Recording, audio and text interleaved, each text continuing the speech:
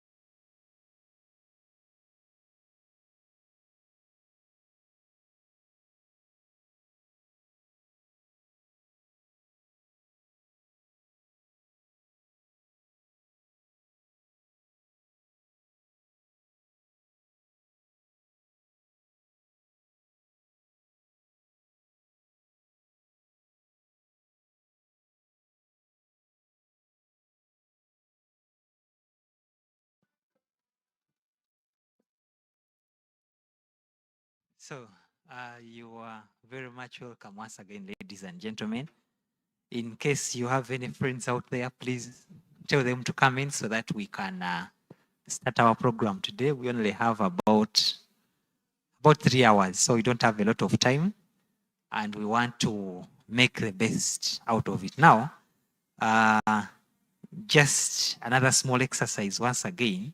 My colleague is giving out some stick notes.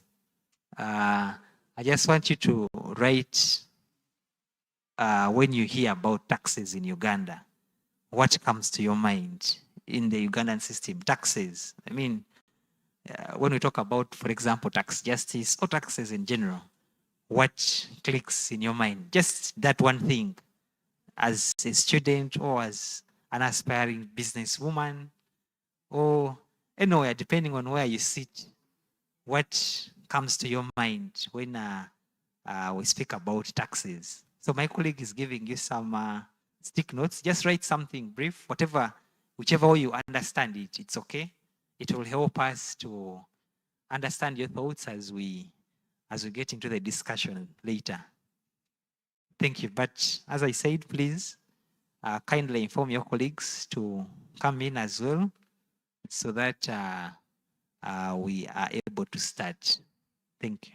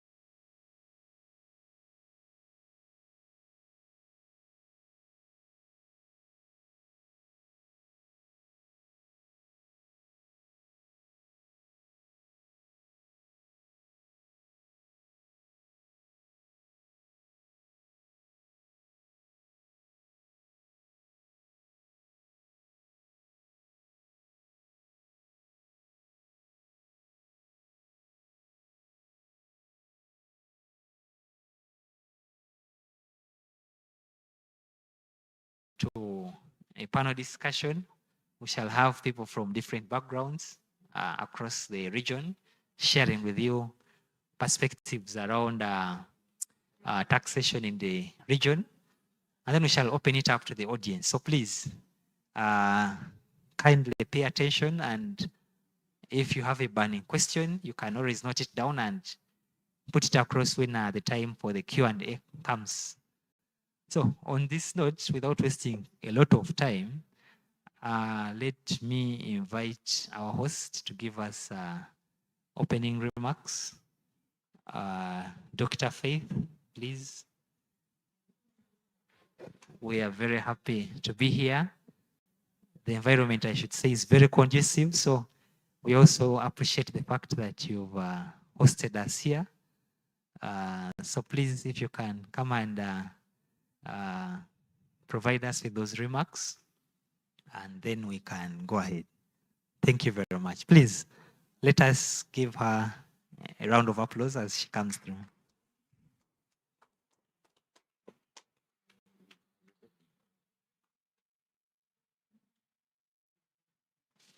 Okay, Dr. Faith, I'm informed, stand right there so that the cameras can capture you.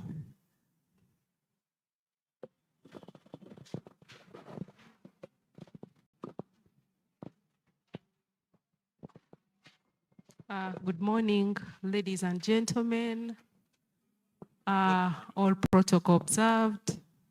It's a beautiful morning, I hope. Students, are you well? Are you sure? You're not well? What's up? I beg your pardon? You're sick. Sorry. You'll be well. After talking about this economic empowerment, you're going to be fine. Anyone else? Who is well? Who is well? No one is well. Okay, we are all going to be work in progress. It's an exciting moment to see you, Professor. Let me just get the names right. Mwamsia Ndebesa. It is nice to have you in the house this morning. It is good to see you, Professor Ijo. It's good to see the team from SEATINI. It is good to see the youth leaders, the students' representatives, members of Cavendish University, and the general public, ladies and gentlemen. So I just wanted to say a few things this morning. One is to thank you, SEATINI, for giving us this opportunity to host the forum today. This forum of youth on tax justice is not just a forum, it's not just a convention for us, but it's an opportunity for us to hear and to get close to the practice or to the practices that surround tax justice in Uganda. I know, of course, so much is covered in the classroom spaces, but you being here is not something that we take for granted. So thank you so much, SEATINI, for choosing Cavendish University, Uganda. Number two, I have a few points really. So if I say number two, don't think I have many points, 10 points, no, they are really few. So the second thing I wanted to talk about is the university as a whole. So Cavendish University, Uganda has a population of almost 50% students coming from the whole of Africa. So having this forum today here is not just about Uganda, but it's about the other 40 countries that are represented at this campus. So you're not just shaping East Africa, but the region.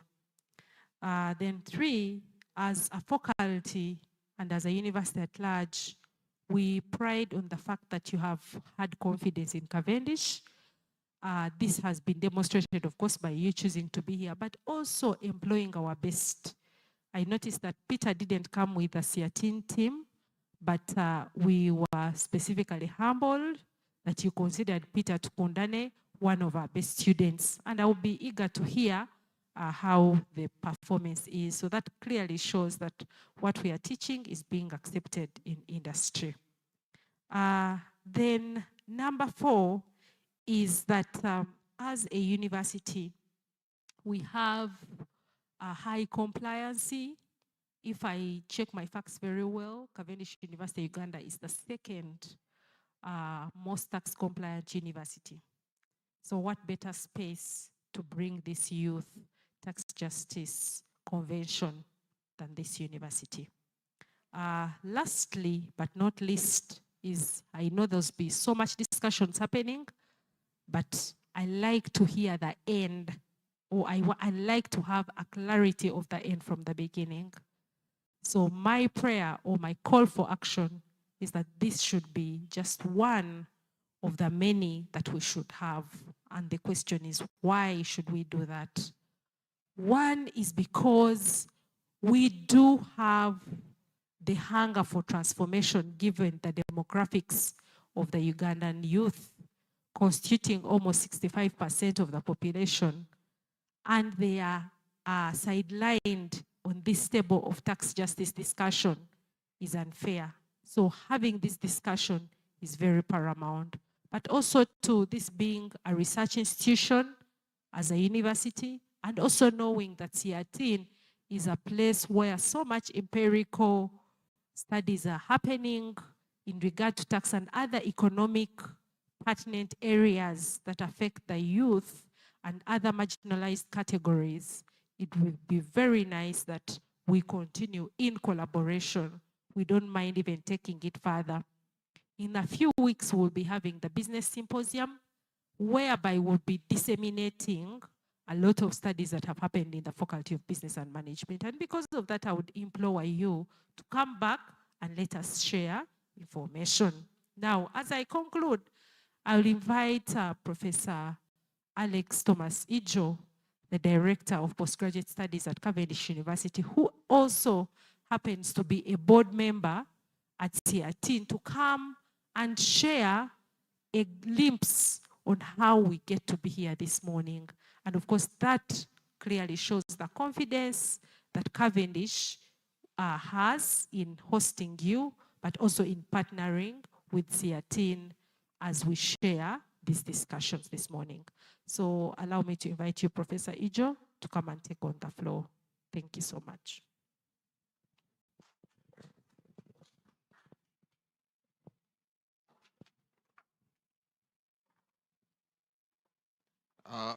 Thank you very much, Dr. Faith Habiona, for those kind words. Dear students, both physical and those who are online, the youth who are online, as a member of Cavendish University, but also a board member, as she said, it's my pleasure to welcome you to Cavendish University for this convention on tax justice. I have a long history with SEATINI. When I was at Makerere, we used to hold conferences and seminars together with the SEATINI, or we would invite them. The ED, Madam Jen Nalunga, who I understand is not here today, has been a very good collaborator on many issues. I think that what I would just say briefly in a minute is that this is a very crucial topic. This topic is very crucial, and as you know, taxes, many people are not happy to pay taxes, but you can actually be happy to pay taxes when you see taxes doing work, okay? I think in the Nordic countries, they pay high taxes, but they also get very good services. If, for example, students like you go to university, up to university free of school fees. How good is that? Okay. So, but it has to work. The tax revenue has to work. And when it works, everybody is happy to pay taxes, or at least the majority of us will be happy to pay our taxes. Today we are discussing the issue of tax justice, which has very many issues. I'm sure a lot of issues are going to come out here. The justice aspect, the equity, the tax burden on people, and the transparency, accountability, and how the tax revenue is used, all those issues are involved in this. But there are also other issues relating to taxation, like the efficiency of the taxes, of the taxation system. But you can also use taxes to correct people's behavior, okay? If you put more taxes on bad goods, okay, alcohol, cigarettes, those will discourage, or at least those who want to use those kinds of goods will pay more for it. But it can also be used for corrective action. So it's my pleasure to add my welcome to that of Dr. Faith as a member of Cavendish University, but also as a board member at SEATINI. I am very happy for this collaboration, and I wish to welcome everyone warmly to this convention. Thank you very much.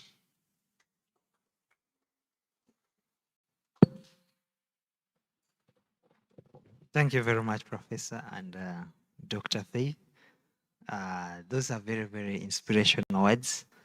I mean, when we talk about that, we need to pay taxes, but also ensure that we are getting the best out of the taxes we are paying. It is a very, very important conversation, and I'm very much looking forward to hearing from the students today. I've already seen from the comments that have already been shared that there are some people who are already questioning whether the money that is paid in taxes is being utilized by the services, is being utilized by government to provide the services. So thank you very much once again, Professor and Doctor. So I want us to get into the next phase of on our program. Okay,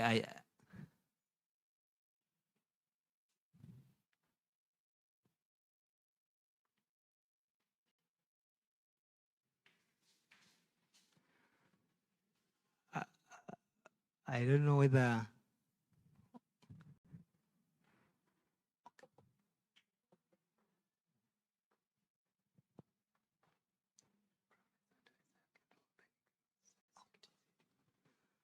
okay, thank you very much. Sorry for that. So we are now going to hear from SEATINI Uganda. They are also going to give us the opening remarks. So Professor Mwevesa will take that up, please, Professor. And as we come, please, if we can welcome him warmly. Just a small round of applause.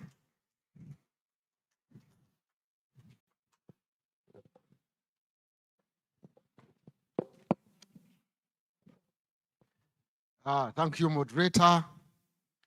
Morning, everybody. Mwambusya Ndebesa is my name. And today, I am here wearing 3 hats.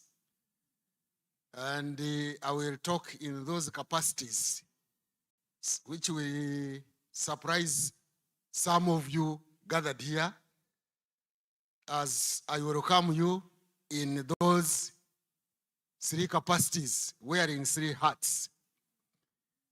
One of the hats is that I am also associated with SEATINI Uganda.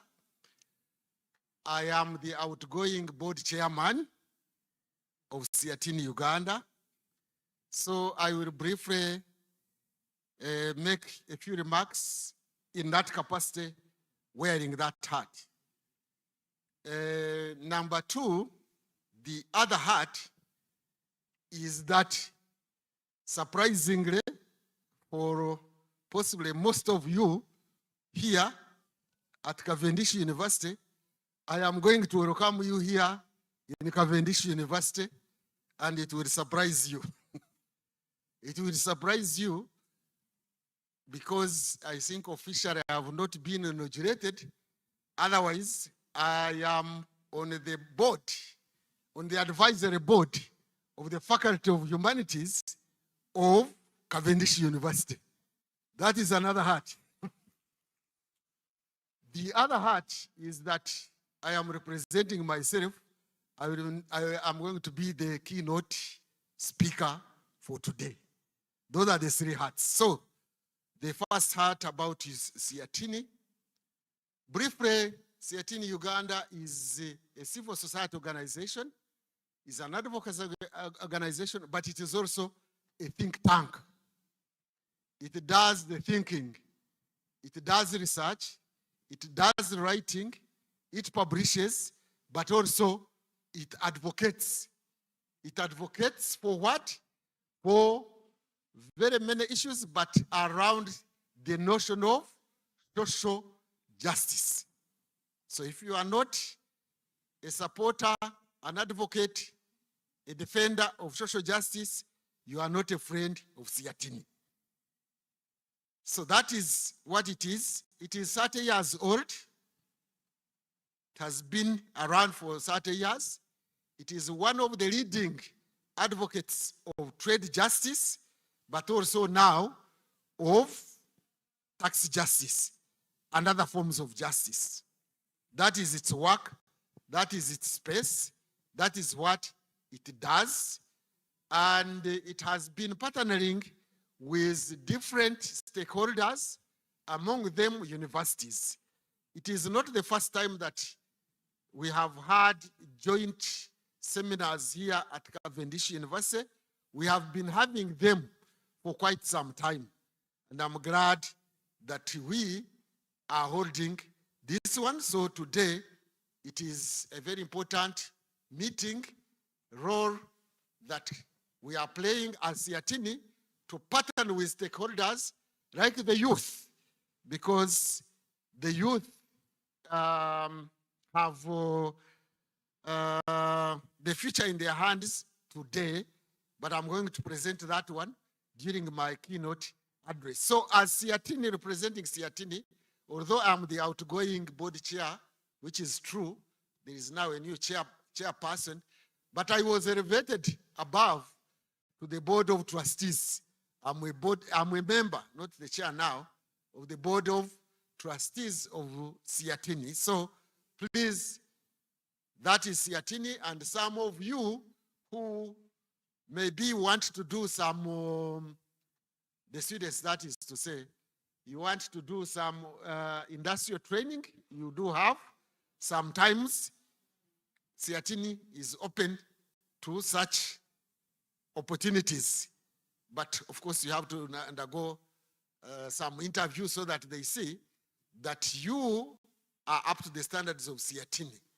So I think you are welcome for this, to this joint seminar or conference between SEATINI and Cavendish University. That is one hat. The second hat, that is a member of the advisory board of Cavendish University. When we were meeting, we have met at least once. One of the advice we gave was that Cavendish University, like any other university in Uganda, should not just be a glorified secondary school. There should be a difference between a university and a secondary school. And what are the three missions of the university? One, a university teaches. That is its function, but it's not the only function. A university does research. If it doesn't does research, it is either a glorified secondary school or it is a mere college, but not a university. A university cannot depart from one of the core missions, which is research. And then we advised the third one, three missions, is outreach. A university does not remain out there at the ivory tower and research, produce knowledge, reproduce knowledge without this knowledge being disseminated to the community. And one of the functions of outreach, of public engagement, is the one we are doing today.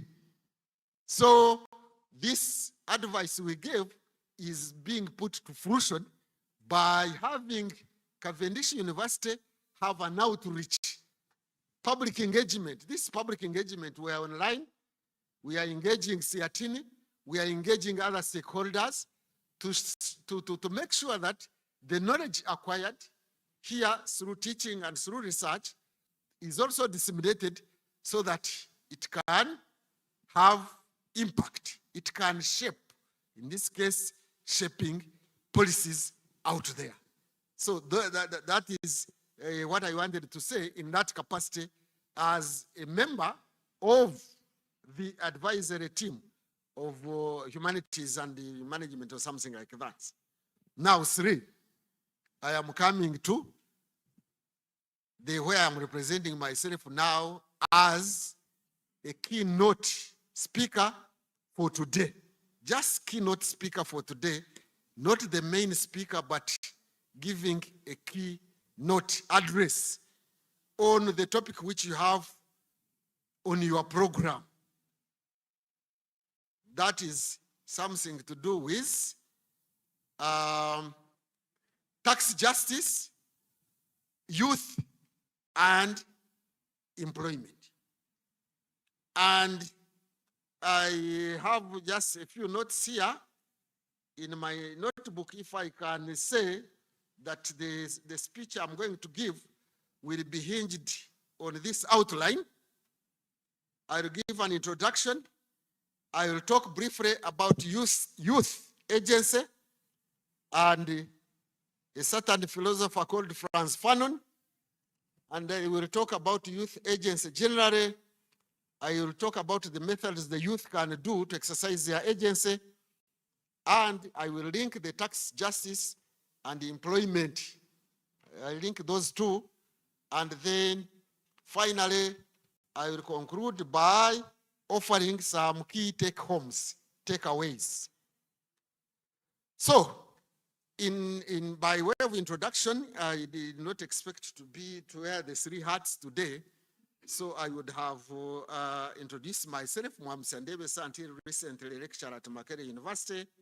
And I'm very glad to talk to the Generation Z, the Gen Zs, particularly because from the audience, from what I can observe, most of you belong to that generation, isn't it?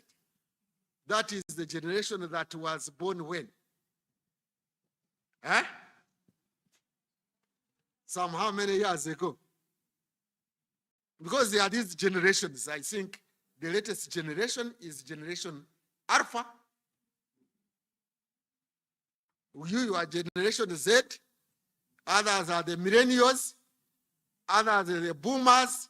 And the rest, I think I belong to the boomers. So you are the Generation Z, who I think are people who are born between 1996 and when? And 2001? You can go and check. But most of you are that. I think a few are the millennials. And what are the characteristics of this group? Of course, besides that age, you fall in the bracket of the age of 18 and 30, the youth. And you are the demographic majority in Uganda, I guess, isn't it? About what percentage? What percentage do you constitute in Uganda? Those who are in Uganda, but I guess in the region also, we fall in that demographic category.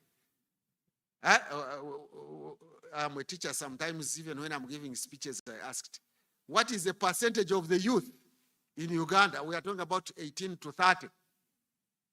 Hey, no idea? What percentage? Around 30. Around 30%. but maybe around 29, according to the recent census. Some people say 70%. That's wrong. 70% are the young people. That is including the generation Alpha, who are the majority, but the youth. But still, in terms of adults, in the adult category of people in Uganda, of citizens in Uganda, you are the majority, the youth, the Gen Z. 2, you are the most educated. Because if one was to do a census and find out how many of you are graduates or undergraduates, compared to other generations, you are the most educated. We shall assume that you are the most aware, that your awareness and consciousness is high. But that one we must first prove it. It is still an assumption. So in this presentation of today, the key concepts in this dialogue, I think if we had to make a summary, are tax, justice, the state, employment, and the youth. I repeat, tax, those are the key concepts we are discussing today. Tax, justice, state, employment, and the youth. Now, youth agency, and Franz Fanon. I don't know how many of you have read Franz Fanon. I know you are not doing political science here, but doesn't that mean that you don't read widely? There was a philosopher, an activist, at the time of independence in Africa, decolonization, called Franz Fanon. He died at the age of 36, but he had had far-reaching impact even at the age of 36. He was from one of the Caribbean islands, colonies of France, but he had grown up in France, but he decided to work in Africa. He was an African American. I think he became even a minister in Ghana and Algeria as well. Franz Fanon. And he wrote many books, I think more than 4, but the most known is Wretched of the Earth, The Wretched of the Earth, and the other one is Black Faces, or White, is it Black Faces? Sorry, Black Faces, White Masks, or something like that. But he made a very important statement that is connected to you, the youth. He said, and it is a famous quote in relation to youth agency, he did say that each generation out of obscurity identifies a mission and either fulfills it or betrays it. Can I repeat it? I don't know how many of you have seen it, but you can even Google it now since you are Generation Z. The Gen Zs cannot afford to be ignorant when they have information online. He said that each generation out of obscurity, or you can miss out of obscurity and say each generation identifies a mission and either fulfills it or betrays it. Now,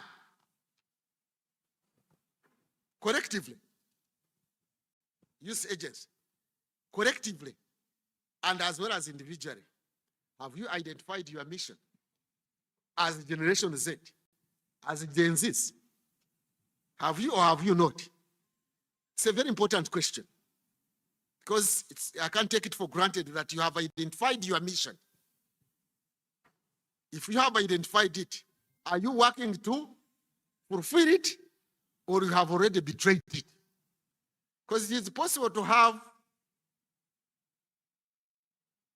young heads, young shoulders with old heads. It is possible to have people become senile before they have become the youth or adults. This is true. It is possible to find the youth who are senile in terms of shaping public issues. The majority of the adults, 30%. But I think regionally, it is still 30% or thereabout.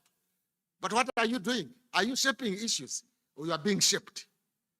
How can the most numerically strong and the most educated people wait either to be shaped or wait to be used as instruments? Is that what you want to do as the youth in your generation?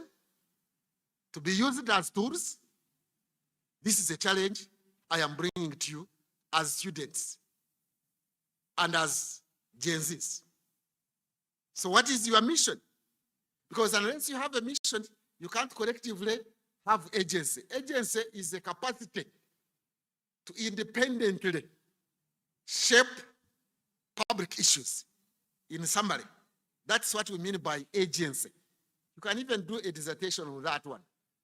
You can talk about the youth agency, the women agency, the workers agency, the political parties agency, the disabled agency, the students agency, etc., etc.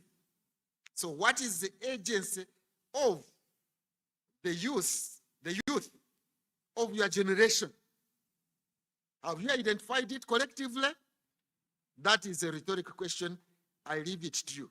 Do you have a voice? Do you have a voice? Is the country recognizing you in Uganda, in Sudan, in South Sudan, in Kenya, in Tanzania, in Democratic Republic of Congo, in Burundi, in Rwanda? Are you recognized? In Uganda, there is a youth council, something like that. Yeah? I normally meet some of the youth in that council and ask them a fundamental question. If you are not there, would somebody miss you?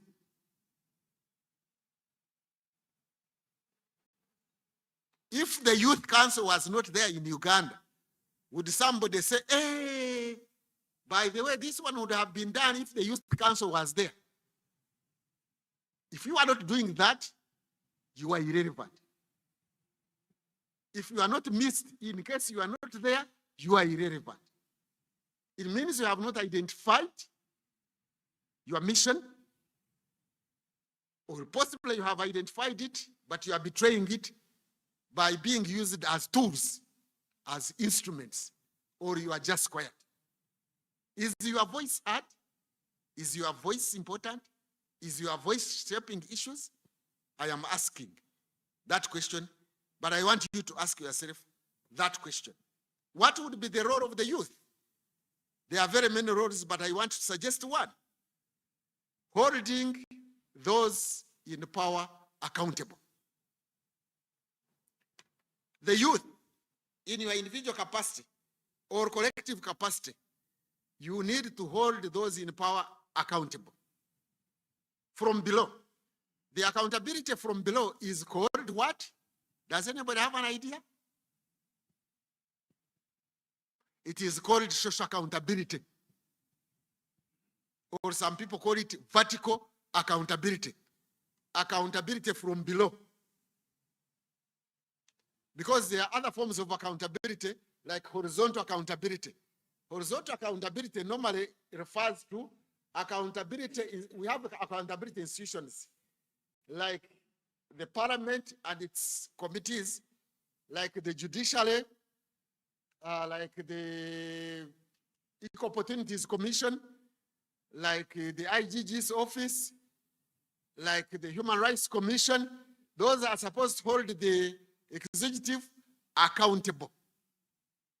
That one is horizontal accountability, referring to governments which are at the same level, because those are arms of government. But you have accountability from below. It is called vertical accountability, as opposed to horizontal accountability or social accountability. There is also another one called diagonal accountability. This is accountability from the media and civil society generally, which includes NGOs, business associations, academia, maybe cultural institutions. So unless power is held accountable, it is likely to be abused. It is a fact in politics, political analysis, that all power is liable to abuse. All power is liable to abuse unless and until there is accountability to that power. So are the youth, you, the Gen Z, you, collectively or individually, participating in holding power accountable? Are you participating in public activities? Most likely you are. But I normally use an expression in the public media, in the public space. Are you participating or you are being participated? The two are different. You can be participated thinking you are participating. Because we can come from that door there. I saw somebody passing around a list of participants here, and you write your name, but you come here and do nothing. You don't participate, you don't give views, you don't question issues, you are being participated. You are not participating. Because quite often you find women, for example, but they have given us liberty. They have given us space. We are in policy making spaces. Are you making things move? Or you are simply being participated? Don't go quantitatively only. Go qualitative. Somebody may mention, I'm not necessarily using this illustration as if I have knowledge, that Rwanda has got the biggest number of women MPs in parliament. So what? So what? So what? Are they making impact? Are they making influence? I don't know. Even in Uganda, even in the executive, even in the government, you have the prime ministers, the second, the third, the fourth, I don't know, the speaker, yeah, the vice president, and etc. Therefore, they are participating, right or wrong. I hope they are not participated, because I saw one of them, the vice president, going to meet somebody in the Guru. I don't know in which capacity. I hope you make a distinction. We are talking academic issues now, intellectual issues. This is not Worokoso. You get me? You are at the university. You have universal minds. When you are at the university, it means your minds are universal and you exist to question established norms, established claims. They are supposed to be questioned. If you don't question what you receive in class by these professors, that means you are not yet a good student. You don't have critical thinking. A critical thinker normally questions the existing claims. Are we together? Huh? Yes, so you can be participated thinking you are participating. Are the youth participated or they are participating? Do you have your agenda? As Generation Z, which is that agenda? Which is that mission? I am yet to know. I am going to hear it from you, here and outside here. So what methods can you use as youth, as Generation Z, or millennials? Some people are millennials, those who were born some time back, but still are falling in the bracket of the youth. You can petition the government. Petitioning, you write petitions, sign petitions, take them to parliament. They will beat you, but who says that in the struggle you can't face such challenges? If you don't want to face those challenges, then you better go in your bed and eat your, in Makere they call it toninyera. Don't step in my food. That cheap food you buy around the streets. You must be ready to exercise your agency autonomously and not to be used as a tool, as an instrument. Sometimes I get disturbed to find young people, intellectuals, or claiming to be intellectuals, being used as tools. And every time somebody regurgitates something, especially the politicians, you find the youth also regurgitating it. Can't you question that claim, that assertion? I think that's what you are taught when your professors are giving this course outline. They normally say one of the objectives is questioning the established knowledge. Established knowledge. If you are not questioning and simply regurgitating what you find in books, then you are a poor student. You are not a great thinker. So one of them is petitioning. You can use the media because you are now media savvy, better than us who are now players. You know how to use the media, social media, electronic media. I don't know how many of you have seen on TV trying to influence, but at least you can go on social media and not just only to chat, but to blog and write certain things, feelings that you have agency, and you are supposed to exercise your agency as a youth, as a human being, not to be used as an instrument. How can a human being who is youthful, who is energetic, who is educated, also be used as a tool?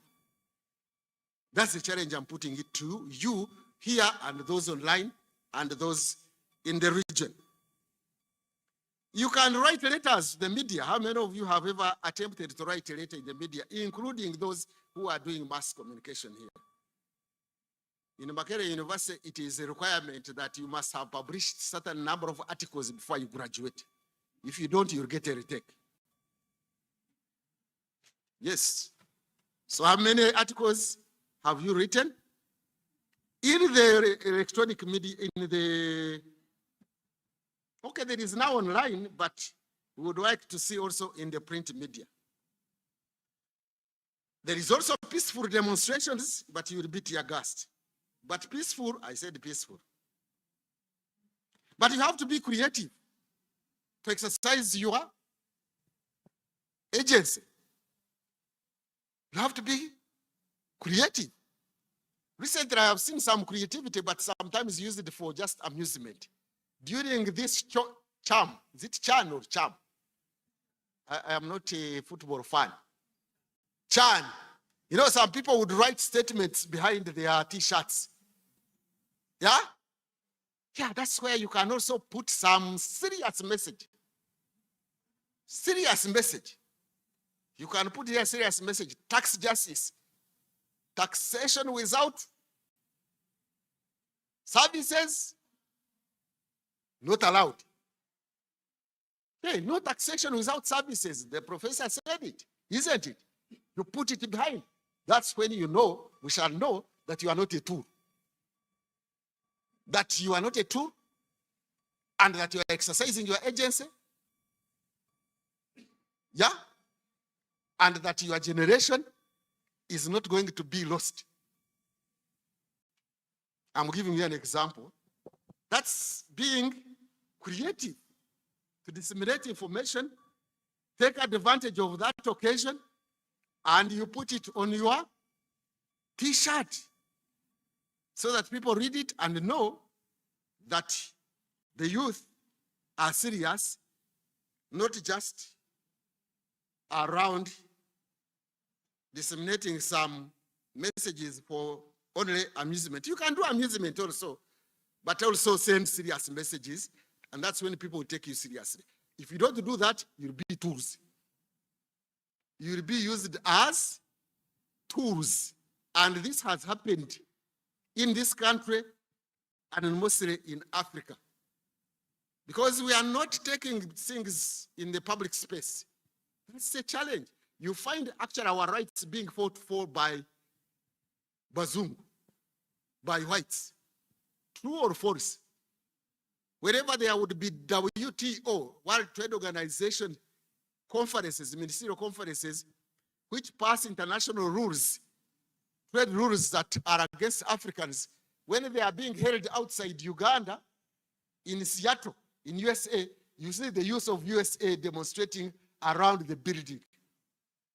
In Seoul, in South Korea, even somebody committed suicide, burnt himself because he was annoyed with WTO. In Uganda, nothing. Nothing. There is a time when the WTO director came to Uganda, and we SEATINI actually met him. But I remember our chairman then, Ambassador Rumba, making a statement that here we are doing an NGO. We are a civil society. We should have met you at the airport, demonstrated to show that we are not happy with WTO rules. But in Africa, no youth agency. Even last night, I was reading on social media, I saw some American young people and middle-aged people being arrested. I don't know whether some of you have seen that. Being arrested for standing on behalf of the Palestinians. These are Americans, but they are concerned about what is happening to the Palestinians. What are we doing in Uganda? Has anybody demonstrated against that, or we are just listening only to be amused and they don't know even who are Palestinians and who are not? Let's be serious. We are not yet serious in exercising our agency. So you can use sports, you can even use political parties. The youth in the political parties, they are just mobilized to dance around. I have seen you dancing around like grasshoppers in the dry season. Like grasshoppers in the dry season. Why don't you exercise your agency? First, get your mission, agenda. Write down your agenda and say NRM. Unless you incorporate this agenda in your manifesto, we are not voting you. You say nope. You claim you are representing the youth. Where is the youth agenda in your manifesto? If you don't have it, we are giving it to you. And if you don't incorporate it, we are not going to be part of you. That means you are not people power. Because there is a power of the youth. But the power of the youth cannot just be dancing around. They give you a t-shirt and you go around. You can say anything. What is the youth agenda? Yeah, people power, people power. On what? For what? For which youth agenda? That is a challenge I'm leaving to you. You must have an agenda. You must exercise your agency one way or the other. I'm not saying you don't cooperate. You can cooperate, but with your agenda. If you go and relate with somebody without your agenda, then you are fitting in the other people's agenda and you are a tool. Tool. A Gen Z being used as a tool, as an instrument. You can't have your own agenda. You can't exercise your agency. You can't propose ideas. You just meet leaders without ideas. You just go only to beg. When you are meeting leaders, you should not just beg. You should go there and present your agenda. Agenda to shape the future. In this case,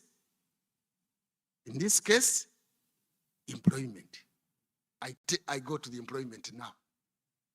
How do we link employment with tax justice? How do we link the two? As you know, everybody has to pay tax. One way or the other, whether you like it or not. Because tax is a given. From time immemorial, from the time there was a state, people pay tax. Because if you don't pay tax, government cannot exist. And you know, government is a necessary evil. The state is a necessary evil. You cannot do without government. If today they said on radio and you heard that there is no government in Uganda, you may even fail to get out of this building. Yes, you will see people's knees giving way because anything can happen to you. So the government is necessary, the state is necessary, but it is a necessary evil in the sense that it coerces you, especially to pay tax. So we are not saying taxes shouldn't be paid, but the tax should be just. And historically, there have been revolutions. I don't know how many of you have done history. You know revolutions? Yeah, most of the revolutions have taken place over the question of tax. The American Revolution was over tax. No taxation without representation. That was a slogan, isn't it, of the American Revolution.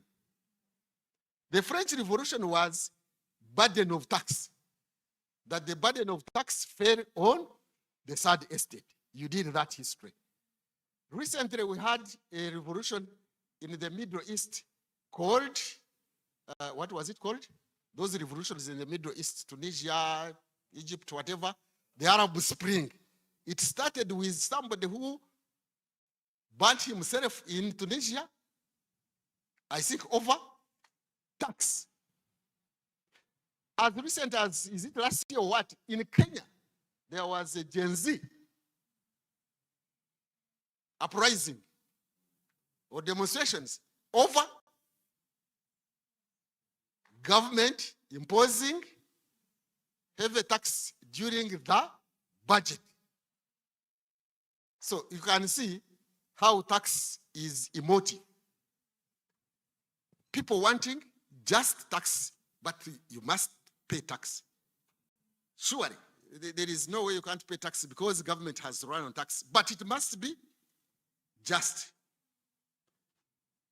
It must be just. Now, when it comes to, and that's very important, even not at the moral level, even beyond the moral level. Justice is necessary, equality is necessary at the moral level. But even if it is not at the moral level, justice and fairness, even at the security level, if you don't exercise justice, equality, fairness, equality, you will have high rates of crime, you will have political instability, you will have social instability. You don't exercise justice. I've had people praying, I'm not saying don't go and pray, that they are praying for peace. I'm not saying people shouldn't pray for peace. And I've had people say, we need peace, like in these elections. Let's have peace. If you asked me, there will not be peace unless there is equal treatment. There is fair treatment of all. Let me put it this way. Let's define peace. Peace is not defined by absence of conflict. Is that how you define peace? No. Peace is not defined as absence of conflict. Peace is defined positively as presence of justice. Is there media here? Public media? I want you to take that and quote me. That peace is not defined as absence of conflict. That peace is defined positively as presence of equal treatment of all, as justice, as equality. As long as there is no justice, as long as there is selective application of justice like I see, as long as there is selective application of empathy, as long as there is selective application of employment, there will not be peace. There will be conflict. However much you may wish to have peace. Now we are coming to tax justice. We want tax justice. We want to pay tax, and everybody should pay taxes. But there should be justice. There should be accountability. There are different forms of tax. The professor there will tell you is a professor of statistics and economics. I think in Uganda there are about 17. We know a few. Value-added tax, excise tax, import tax, whatever. There are very many forms of tax. And each one pays a tax one way or the other, directly or indirectly. But is there tax justice in Uganda? My answer is not exactly no, but to a large extent, no. First of all, those of you who are students of management, economics, and whatever, and business, you know there are two major forms of tax systems. You have got progressive tax and retrogressive tax. Now, in Uganda, we are paying retrogressive tax. That is tax on consumption, not tax on income. No, I'm not saying absolutely that there is no tax on income, but the majority of the tax we pay is on consumption. That means it is a retrogressive tax. By extension, it is not a just tax. A just tax should be progressive. But as you know, some people are exempted, even when they are rich. Others are assisted to evade tax. You may think evading tax is by those taxpayers who are criminals. No. The tax collectors, the tax managers, and those in power exempt certain people from paying tax deliberately.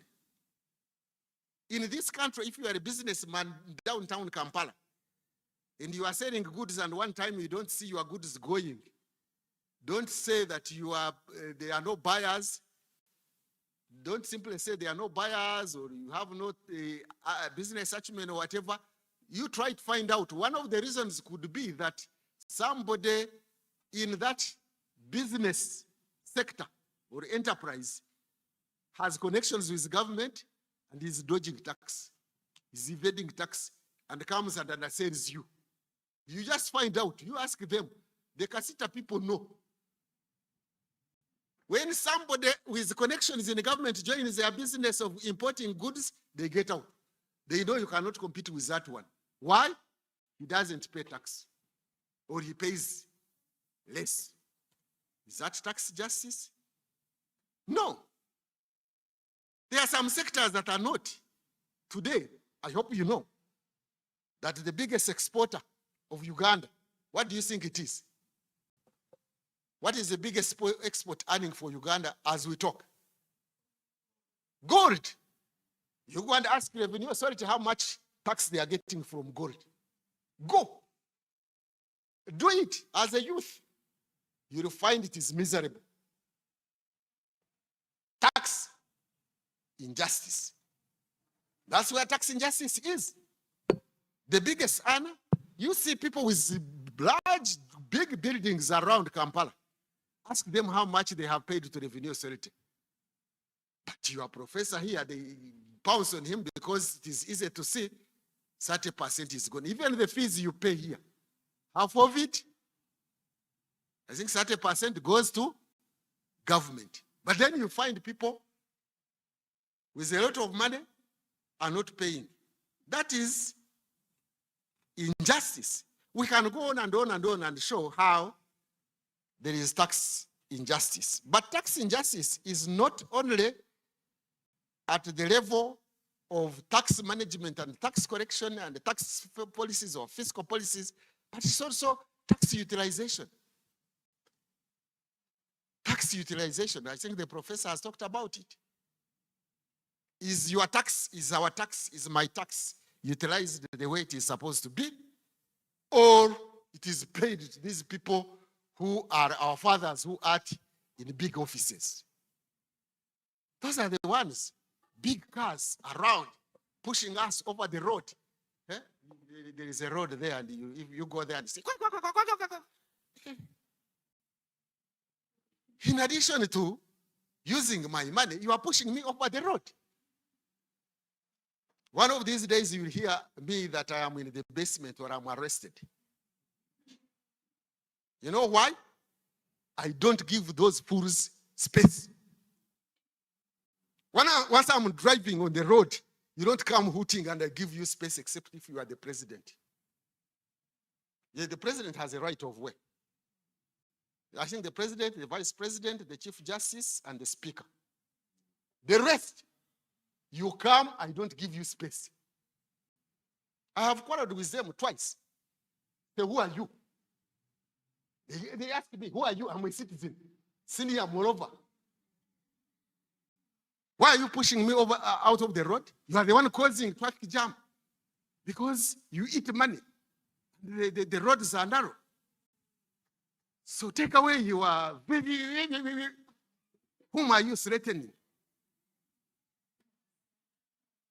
We must exercise our agency and question. The president has a right of way. The vice president, the speaker, the chief justice. I am not sure whether even the prime minister has a right of way, legally speaking, because he ranks less than even the vice chairman of NRM, according to the order of precedence. So anyway, the point I'm making is that we need to see that the taxes we pay are utilized for what they are supposed to do. By doing what? By making sure that we exercise our agency and holding them accountable. That is social accountability. When you talk about employment, both employed by government or private sector or self-employment, even self-employment is affected by tax because they are coming to get tax from you. You pay tax, but is it equitably? Is there justice? Are we all paying tax too?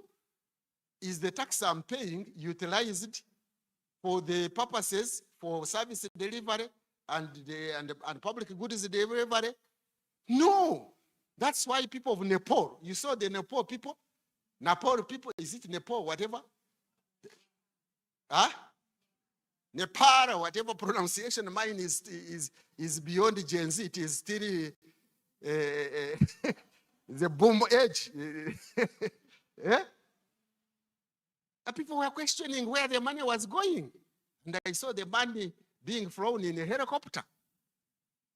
Yes, they are asking you, please, do not be extravagant. Why should you be extravagant? Why should somebody in Uganda earn 40, 50 million shillings a month as salary? Did you know there are some Ugandans who earn that money?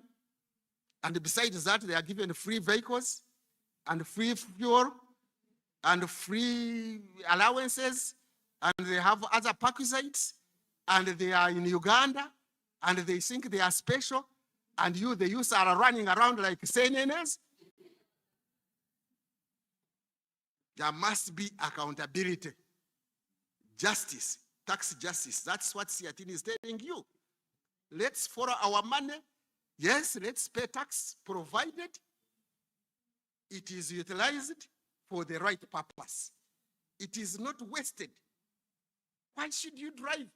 Have you seen ministers with two cars escorting them? One in front, one behind. A minister, a small minister, with all those police, with all those vehicles, with all that. He can't open his door. They have to open for him. Who are you? I'm a minister. Of what? Of injustice. Anyway, the point I'm making is that all of us are obligated to pay tax, and we should pay tax. But there should be justice in correcting tax. Let me tell you something. Did you know Uganda Revenue Authority is the worst performer in East Africa? Uganda Revenue Authority is the worst performer in tax collection in East Africa. Because I think we collect about 13 to 14% of GDP. Rwanda collects around 16, Tanzania about 17, and Kenya, Uganda collects the least in terms of ratio to GDP. Why? Tax evasion. That means there is no tax justice. Although even in those countries, there is no tax justice. Some countries collect as much as 30% of GDP. But you hear Ugandans crying that they pay a lot of tax. Have you heard it? People complaining that they pay high taxes. How can people who collect only 14% of the GDP again cry that they are paying high taxes? Why? Huh? Tax injustice. It means the tax burden falls on few, and then less on others. That's why you correct only 14% when other countries correct 30% of their GDP ratio. But again, we are crying. Isn't it funny? Isn't it ironical? Isn't it paradoxical? Am I using complicated words? No, go and read paradox. It's a paradox. It is an irony that people who correct the least tax to GDP ratio are the most complainants, which means there is tax injustice. And what are you doing with the youth? Eh? You are running around like grasshoppers? We cannot afford to run around like grasshoppers. We must hold people accountable. Because when tax correction or tax utilization is done the wrong way, it affects you and me and everybody else. Whether you are in a government employment, private employment, or self-employment. If self-employment, it will affect your business negatively.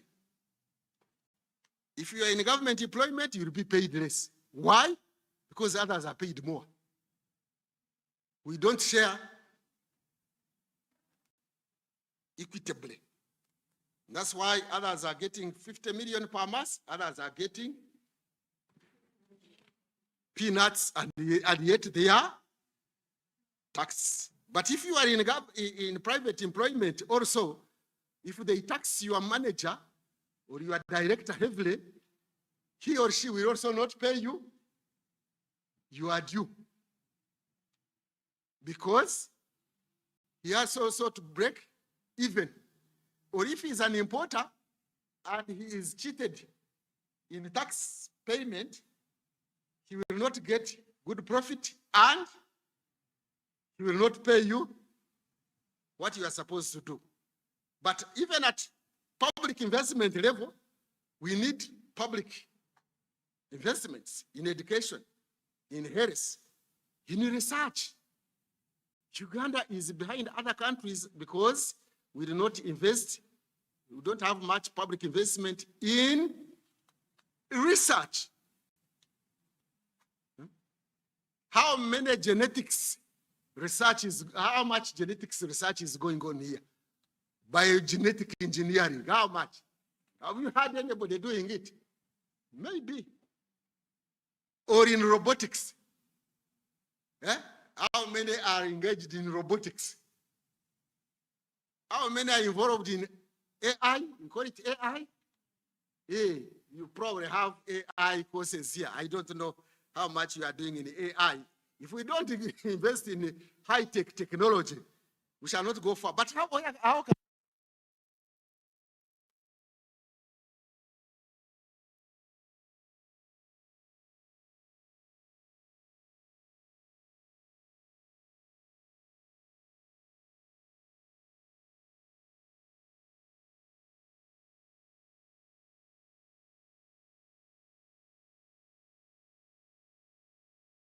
have got this propensity for high spending, putting on big projects, property, but foods and places that we know, we think we are rich.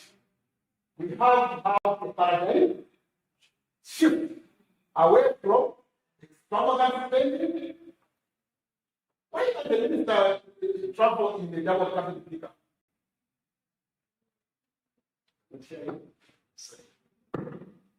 Can the minister travel? Although this is too small for my voice, I can even speak without this. How can the minister travel in a double cabin pickup? It is strong. She has laughed. That's beneath the status of a minister. Eh? Why? But you are from a poor country. Why should you travel in a huge car bigger than those of USA? Or Switzerland, or Netherlands, or Japan, or Australia? Why? Why should a minister have 2 escort cars when other ministers walk? Why? Because you are a minister in third world country, indeed third world country. Third world country, and you are extravagantly spending. Uganda has been priding itself as a basket, as a food basket of East Africa. But just yesterday, I was in a shop buying food and I got surprised. We are importing beans and carrots and peanuts and Irish potatoes and rice. You go to all these shops selling rice. We're importing rice from Tanzania. Rice and beans and peanuts, these basics and posho from the region.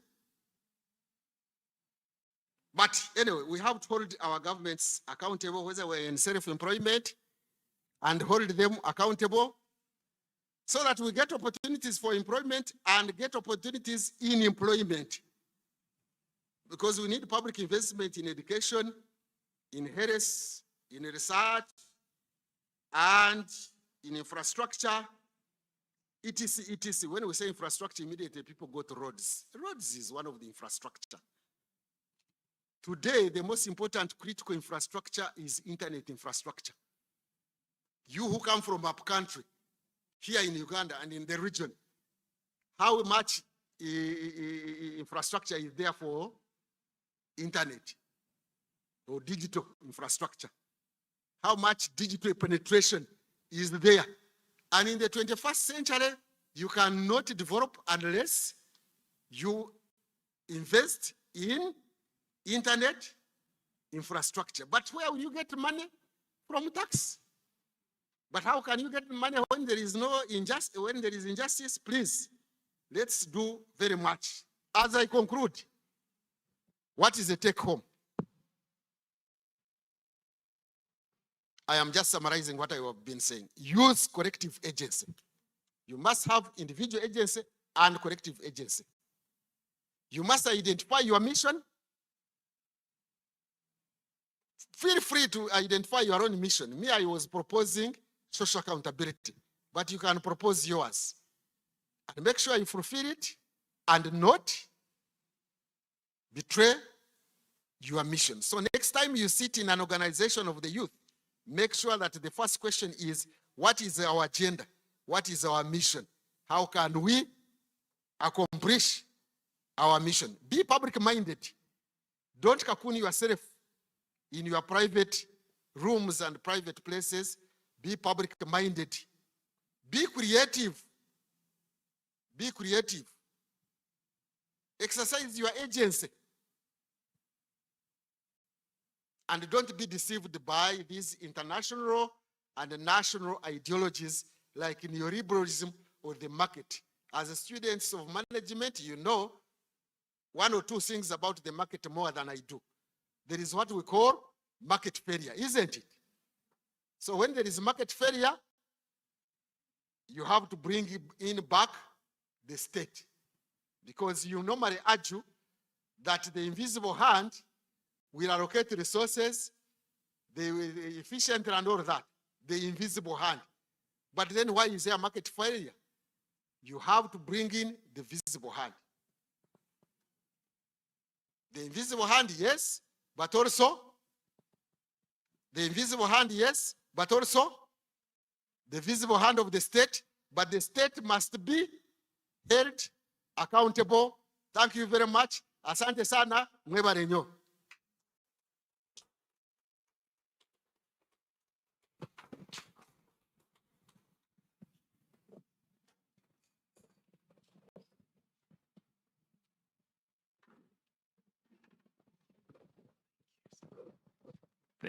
Thank you so much, Professor Mwambusi Andebesa, for that thought-provoking keynote speech. But also, he has. Thank you.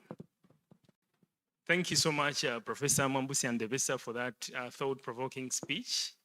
There's been quite a lot of learning, and you've underscored quite a number of things for all of us, not just the students here. I'd like to first introduce myself before I go any further. My name is Herbert Kafero. I work with SEATINI. SEATINI, which is Southern and Eastern Africa Trade Information and Negotiations Institute. I work as the Programs and Communications Manager. I'm glad to be here. I'm taking over the role of moderating this very timely discussion. But also, I would like to emphasize just a few things that Professor Mambusi Ndebesa has emphasized. But before I do that, I would like to recognize Cavendish University leadership here, Dr. Faith, Professor Ijo, and all the leaders, the lecturers, and the management of Cavendish University. And dear students, thanks for honoring our invitation. Although you are the host, I mean, Cavendish University is the host, but also thanks for your time and for joining this very timely conversation. And just to get back to the keynote, there's been quite a lot of emphasis on agency. And Professor Mambusi has also hinted on the generational mission that he actually traced to one of Franz Fanoni's books that is still critical, that every generation must find its mission, its purpose, and take meaningful action. Because it's not just taking action, but meaningful action. Because there is a lot that young people, that the youth can do to shape their future, to shape their environment, to shape whatever relates to them. And the issue that we are discussing today of tax justice, although it relates to fairer tax systems, but we need to recognize first that we are all taxpayers and that we pay taxes both direct and indirect. And so we have power, all which we can term as a youth agency. But we cannot even talk about youth agency without emphasizing that this is a higher institution of learning, Cavendish University. It's where agency is enhanced. Because for you to take action, you must be conscientized. You must be made aware of certain imperatives. And tax justice is one of them. And this being a higher institution of learning, I think there is knowledge that we obtain, given that some of us here are within the disciplines of management, economics, and so these are issues that we interact with on a daily. And I trust Professor Ijo, Dr. Faith. Professor Ijo is my former lecturer at Makerere University.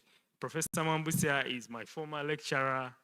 And he's still a comrade because we are connected at SEATINI. He's a former chairperson of SEATINI Board of Directors. He's a Board of Trustees member. So from the university to the real world of work. And we're still interacting on these very wonderful issues. So there's been quite a lot that has been underscored in the keynote.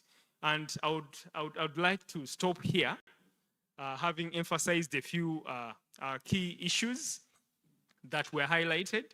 And allow me to recognize once again that we have other colleagues and comrades who joined us for this Youth Tax Justice Convention. We have Mr. Nashon Othieno from Diaconia. He's seated right there at the back. Please, could you wave? Yes, he's from Diaconia. And SEATINI organized this in partnership with Youth for Tax Justice Network, and would like to once again thank Cavendish University Management for allowing us to hold this dialogue here. And we have other comrades who joined us online from Kenya and other countries, and they will be joining the panel discussion. And I would like, without further ado, to invite Mr. Aloysius Chitengo. There is a tax justice manifesto that is under development. All the issues that have been hinted on have been collapsed into a document. And so that's what he's going to be presenting. And we'll have a quick Q&A immediately after his presentation. It's going to be only 8 minutes of that presentation. And then we'll have a panel discussion that will be followed by Q&A, and then we will have final remarks. So we are getting to the tail end of the dialogue. Thank you so much. Please, Aloysius, could you make your way here?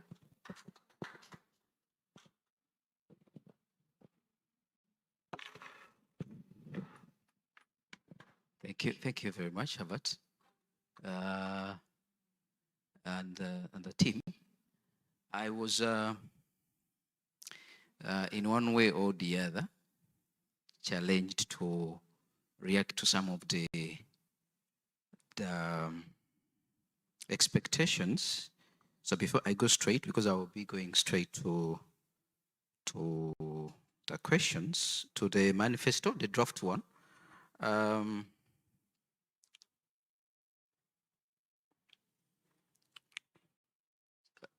Yes, down. Someone was down. We just go straight. Yes, just briefly, but I will not talk about each and everything which is there. Down. Someone was talking about what his tax is, and I was asking myself, can we just go straight to the manifesto to see what is there, or we can have a question of mind to react on some of the issues related to the expectations. But specifically, I was trying to look at the definition of tax and why tax matter. Most of the time, we find ourselves asking about why tax? What is tax? How can we benefit from tax?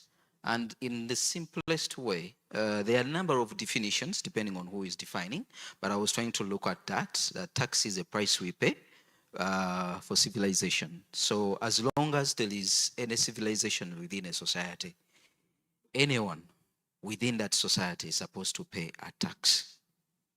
And it is a monetary charge imposed by the government to a person or entity. And most of the time we find that because we ran away from the barter trade system, no one should charge a tax in form of kind. It is supposed to be a monetary charge imposed on someone with the obligation to pay a tax. Someone who pays a tax does not demand something equivalent in return from the government for the payment made. And most of the time, people say that we paid our taxes, but we don't see the services. We need something equivalent, which is not the case. But you're supposed to expect something for the taxes you pay. And why am I saying that, and I'm emphasizing that, is that I give example. I don't know if you know some of the rich people we have in Uganda, but I use maybe Sudil, I'm sorry to say. Just imagine if that person was paying taxes, his taxes, corporate income tax, and was paying like 100 million, if they are paying corporate income tax, and is demanding something equivalent to 10 million shillings, and someone who is paying pay as you earn, we are paying pay as you earn from 10 million or 5 million, what you pay is not equivalent to what that person pays, regardless. So that means that person would have had a bigger influence, but the law indicates that what you are paying is not supposed to be equivalent to what you are expecting, but you are supposed to expect something. And as citizens of Uganda, we are supposed to make sure that what we pay, we get something out of it, even if it is not equivalent to what we pay. I don't know if you understand that one. So that we don't leave it, because in the social contract between the state and the taxpayer, we are expecting something. We are paying taxes and we expect services from the government, regardless of how much we pay. So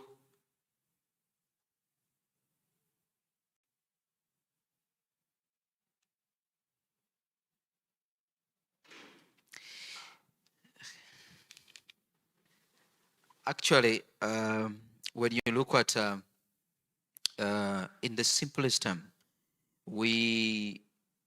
when we talk about taxes, sometimes you find that you have to look at what does it mean and how does it being applied. And I was using that quote. I have liked what Professor was talking about of the social aspect of life.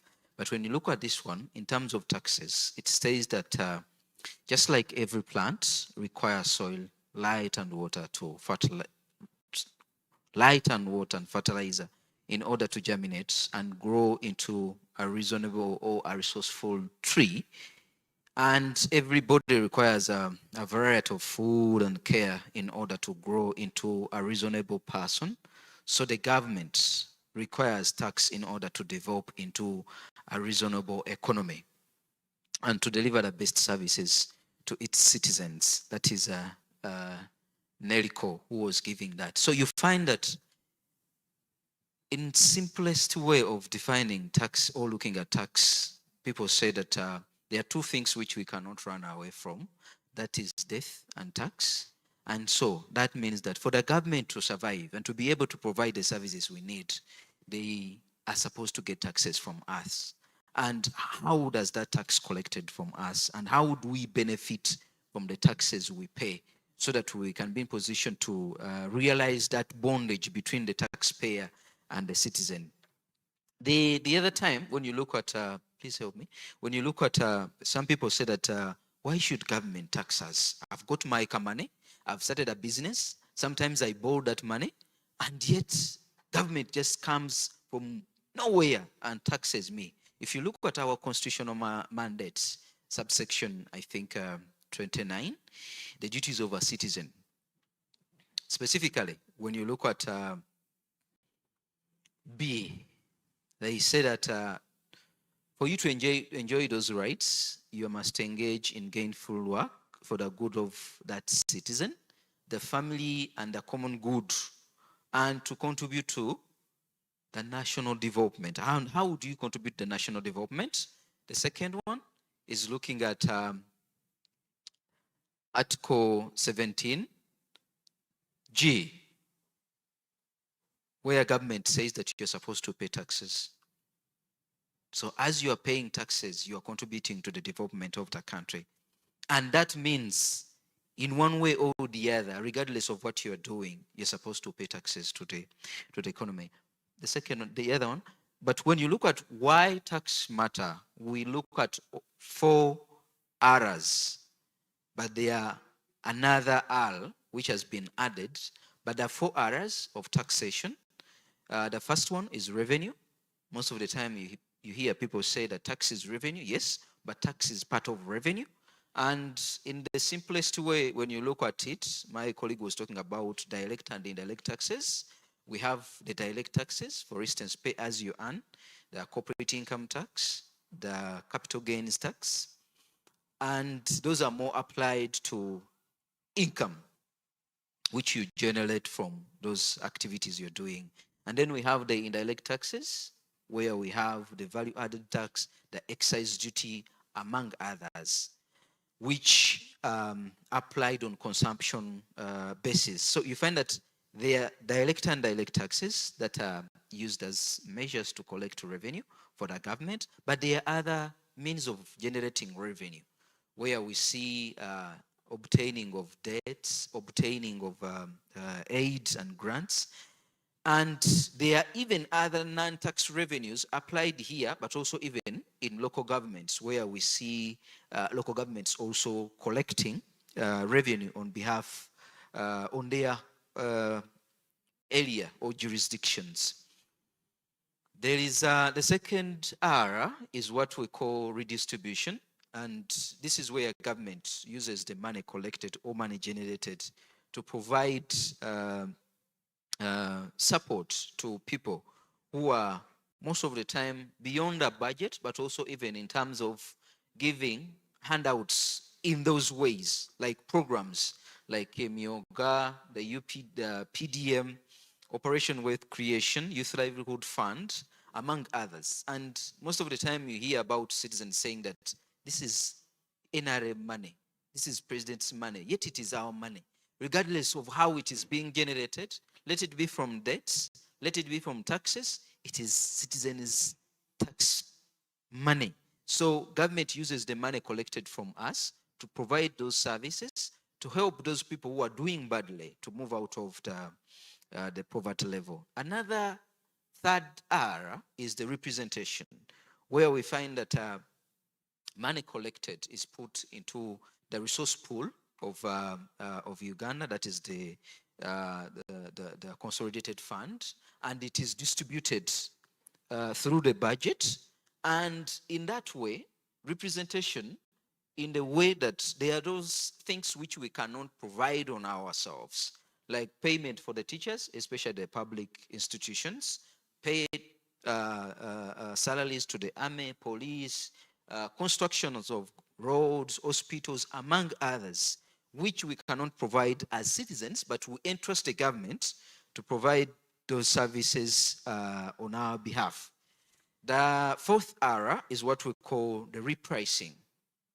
The repricing means that government uses tax as a tool for development, but also as a deterrence means in the way they supposed to develop the economy, but also check on unnecessary behaviors within the society.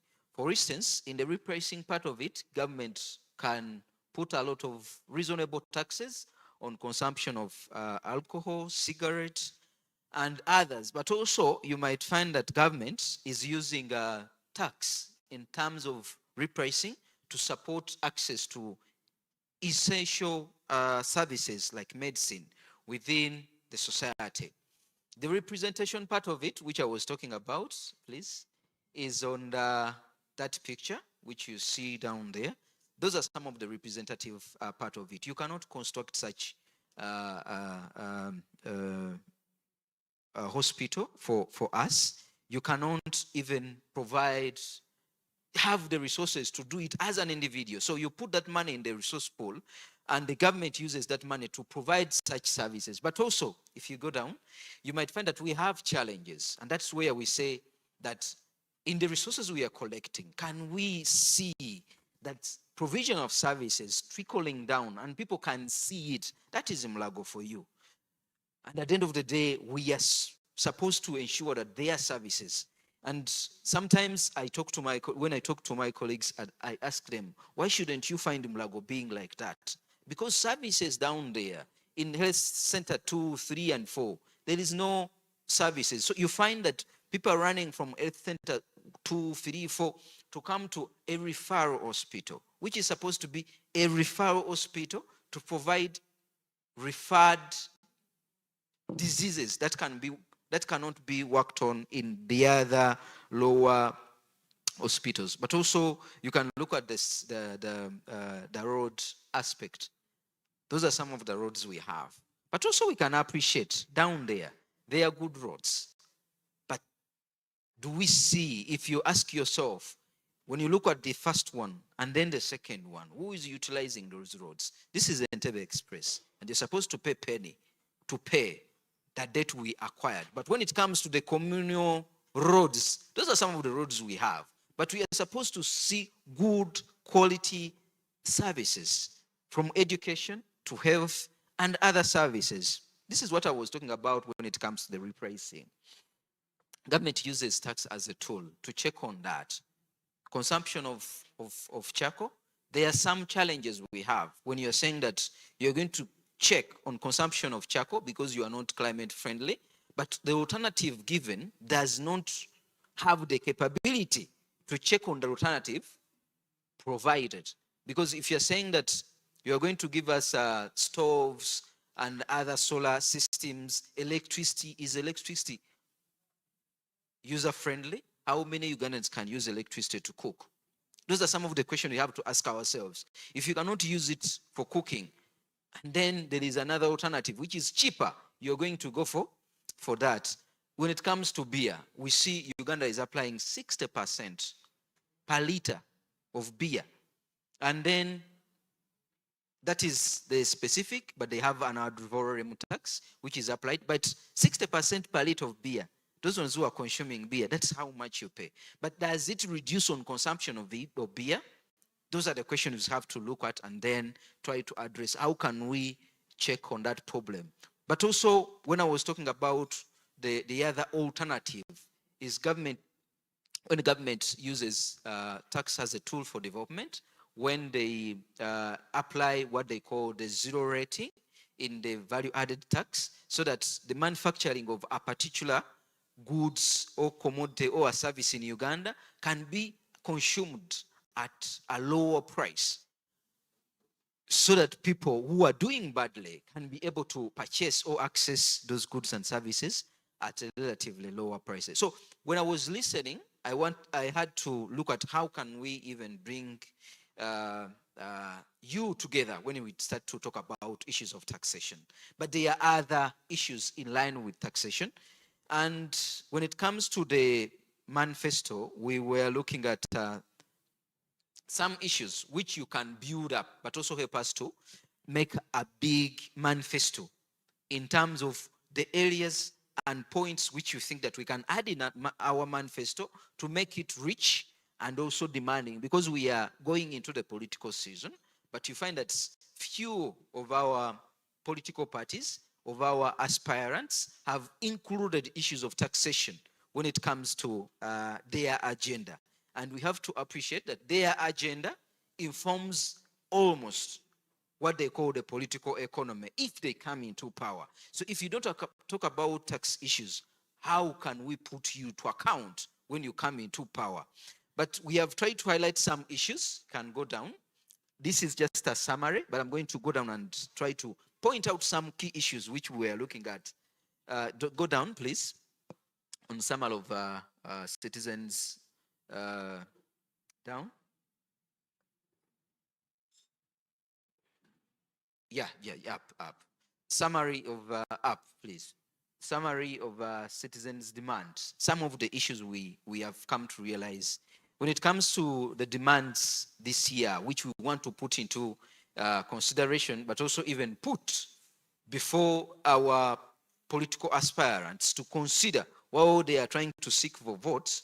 We are looking at our tax system being, it is not fair enough. So we are saying that we need to have a fair tax system in the way that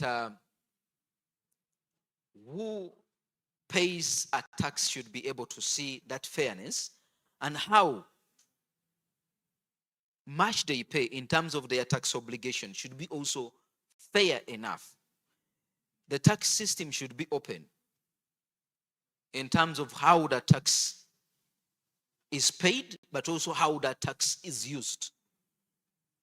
Citizens should be involved in our tax system and decision making, even when it comes to the fiscal policy. The money collected should be seen providing the services we are looking for, the services we want as citizens of Uganda. But you find that the linkage between the taxes we pay and the services we are expecting to get is thin. And that's where the challenge is coming in. Citizens of Uganda, I mean you, because you are part of the citizens, we don't see the value for money in terms of the taxes we pay. So do we see that changing in terms of looking at the manifestos, the manifesto of our leaders who are aspiring to become our leaders in the 2026 elections? Because we need to start now to look at the tax component as a tool for development, because the two components of fiscal policy, the revenue and then expenditure, you cannot run away from them. So how you generate revenue determines how you are going to spend. And if you don't put emphasis there, it means that you are going to borrow and borrow and borrow and put the burden on the citizens. And we have come also to realize that a number of Ugandans do not understand what taxes they pay as citizens of Uganda. And I can ask you here, you can go down. You might find that if I ask you, which taxes do you pay? And my colleague from Youth for Tax Justice was talking about the internet data. 12% is being applied. 12% of what you consume in terms of internet is being applied. When it comes to withdraw on mobile money, 0.5% on each withdraw is applied. Beyond that, do you understand the implication of that tax? And as does impact you, do you see services coming to you? Can you influence the decisions when it comes to the budget process to ensure that priorities are put into consideration beyond? I know someone is going to say, no, we are implementing the National Development Plan, But where the national development, when they were developing the national development plan, was it consultative? Can you say that what is in the national development plan reflects what you want within your communities down there? Or it is a bigger picture which you cannot even feel when they say that we are going to construct roads, but what you want down there, some of the roads cannot be constructed because we are informed by that. And me and you, for instance, currently we are going to implement the National Development Plan 4 alongside the 10-fold agenda, stroke the NRM manifesto. So if you don't put into consideration the manifesto of any aspirant coming to represent you, it means that you are going to lose out when it comes to informing the agenda of that aspirant who is going to come into that leadership. So we want to see that really people need to understand what taxes they are paying, how much they are paying, because it does impact on you, but also even on what you are expecting to get from that. So what are we demanding? For instance, we are saying that public calls for tax policy input. Uganda has a tax policy process roadmap. How many of us know that roadmap? How many of us participate in the tax policy processes of Uganda? When do we input into the tax policy processes? The higher institutions of learning would have been one of the key stakeholders. Why? Because it is the center of the new employees. It is the center of the new entrepreneurs who are coming. So they should also input into the process of the tax policy. But do you get that consultation? Do you participate in it? So to me, I think we need also to come and see that this also happened. We need also to see clear feedback to the citizens when it comes to influencing issues of fiscal policy, decision making, the revenue and expenditure. Do we receive feedback when it comes to that? So for us in our manifesto, we want to demand that clear feedback is provided to the citizens of Uganda, regardless of where you are, when it comes to the tax or the fiscal policy of Uganda. If you go down, we have also realized that our tax policy system is more influenced or dominated by the big businesses because they have a say, they have influence. But also, we came to realize that a little of our views as citizens are put into consideration. Maybe we need to ask ourselves, why? Is it because they are not influential in terms of providing alternatives, practical alternatives? When we were engaging some of the policymakers, we were saying that sometimes we provide recommendations that are not practical. Should we have the R&D in our recommendations? Research and development. So the alternatives which we are providing should be practical, should be implementable. But sometimes we just say, maybe we can do this. Maybe we need to look at how we can influence that when it comes to our alternatives. The second one, we have come to realize that, please down. There is a challenge in Uganda of access to quality services. Services like education, services like hospital, healthcare, roads. We appreciate government has done some good work, but when you look at some areas, you can even ask yourself, are we in Uganda or we are in different areas? Go down there in public schools. You might find that those public schools are a disservice to us in terms of services, in terms of access even to books, access to tables where children are supposed, or people are supposed to sit. So there are a number of challenges when it comes to the taxes. And someone is going to tell you that we are collecting little, but can we put the little we are collecting into good use? And we check on issues of corruption, issues of illicit financial flows related to mismanagement of the resources we are collecting. And we have also realized that the marginalized groups have been neglected, or they are not considered in the process, but they have their needs.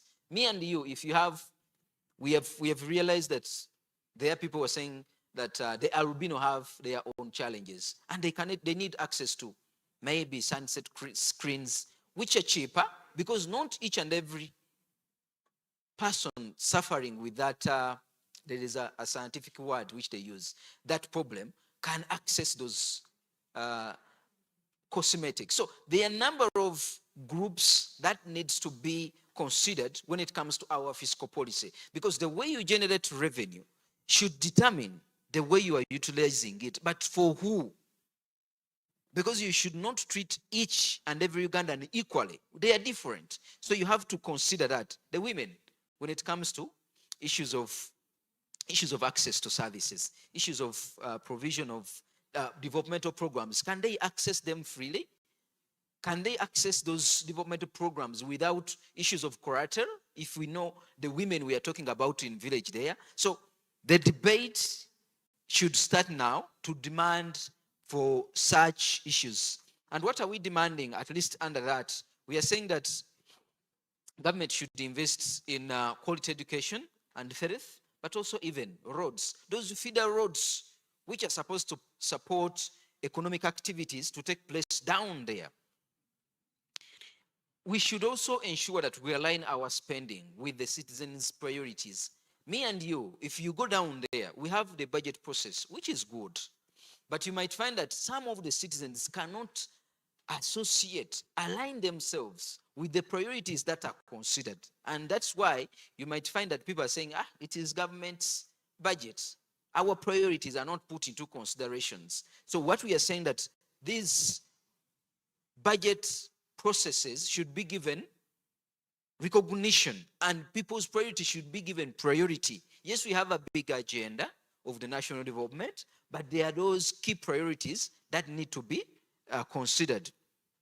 But also ensure that citizens are involved in monitoring of how their money is being used. But there is a disconnect, because some people are saying that we had highlighted these priorities, but the government has not put into consideration. How can we ensure that even when it comes to monitoring, you monitor what you requested for, not what has been given, because you don't have even the willingness to monitor, because it is a government project. You don't see the linkage between what you asked for and what it is being used for. The other issue is we have come to realize that Uganda is losing a lot of revenue due to high net worth individuals who are within Uganda. The people in that category are not paying taxes to Uganda because they are not easily tracked. You can go down. They cannot be easily tracked by the government, and they end up running away from the taxman. But also, we have come to realize that there are some companies that are abusing the double taxation agreements. Uganda signed, it has a number of double taxation treaties, and currently we have 9 that are effective. But you find that there are some companies that have failed to recognize or to ensure that the intent of putting in place or signing double taxation agreements to reduce on double taxation is met, because they are trying to check on double taxation. But for them, they are using the treaty shopping, round tripping to run away from their tax obligations and then benefit from the double taxation treaties we have. So we are saying that at least the government should go ahead to renegotiate the double taxation treaties for the benefit of Uganda, but also even ensure that we have at least the UN model informing the double taxation treaties we are signing.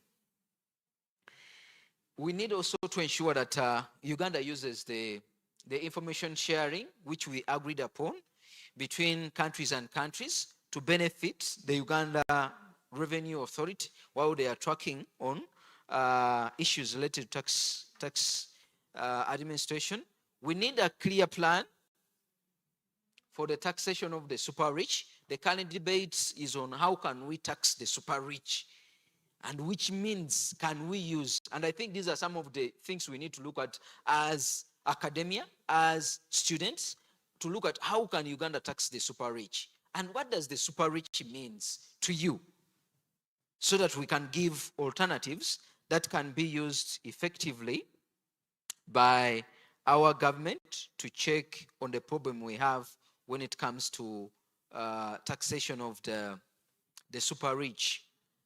Then when you look at, if you go down, we have a challenge of taxing the small enterprises. Yeah, Uganda has what they call the presumptive tax regime, which is taxing the small enterprises between 10 million and 150 million. But that presumptive regime is not understood by many of our Ugandans, and they end up suffering without understanding how the regime is supposed to be used.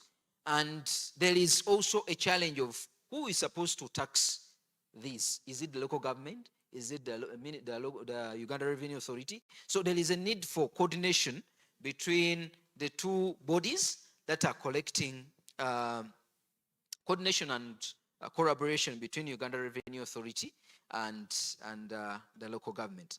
As I'm finalizing, and another demand we have, we are saying that government should look at changing the threshold for the pay as you earn. We have come to realize that a number of Ugandans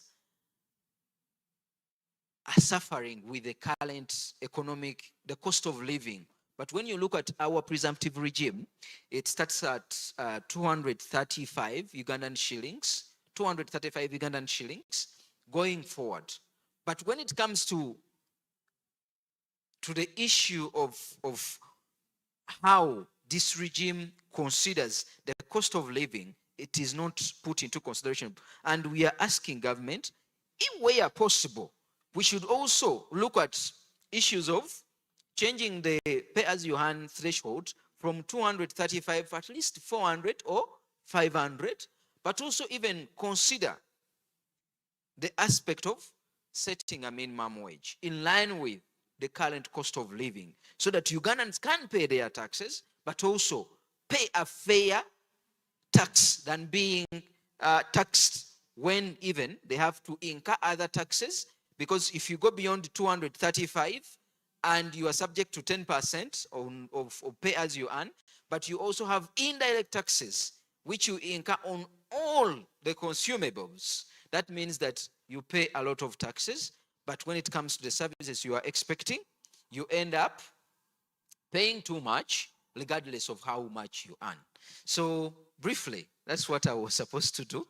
At least we can look at how we can improve on our demands to ensure that they are put into the manifestos of our leaders. Thank you.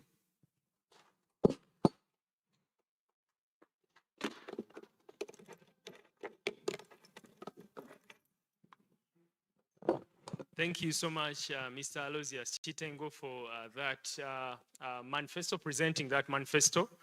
Although the manifesto has been partly about Uganda, and yet this is an EAC-focused discussion, we will have some distinguished colleagues from Kenya, South Sudan, share with us some insights across the region for us to get a regional perspective and regional picture, to appreciate really what we can do collectively, because the keynote speaker emphasized the issue of collective agency.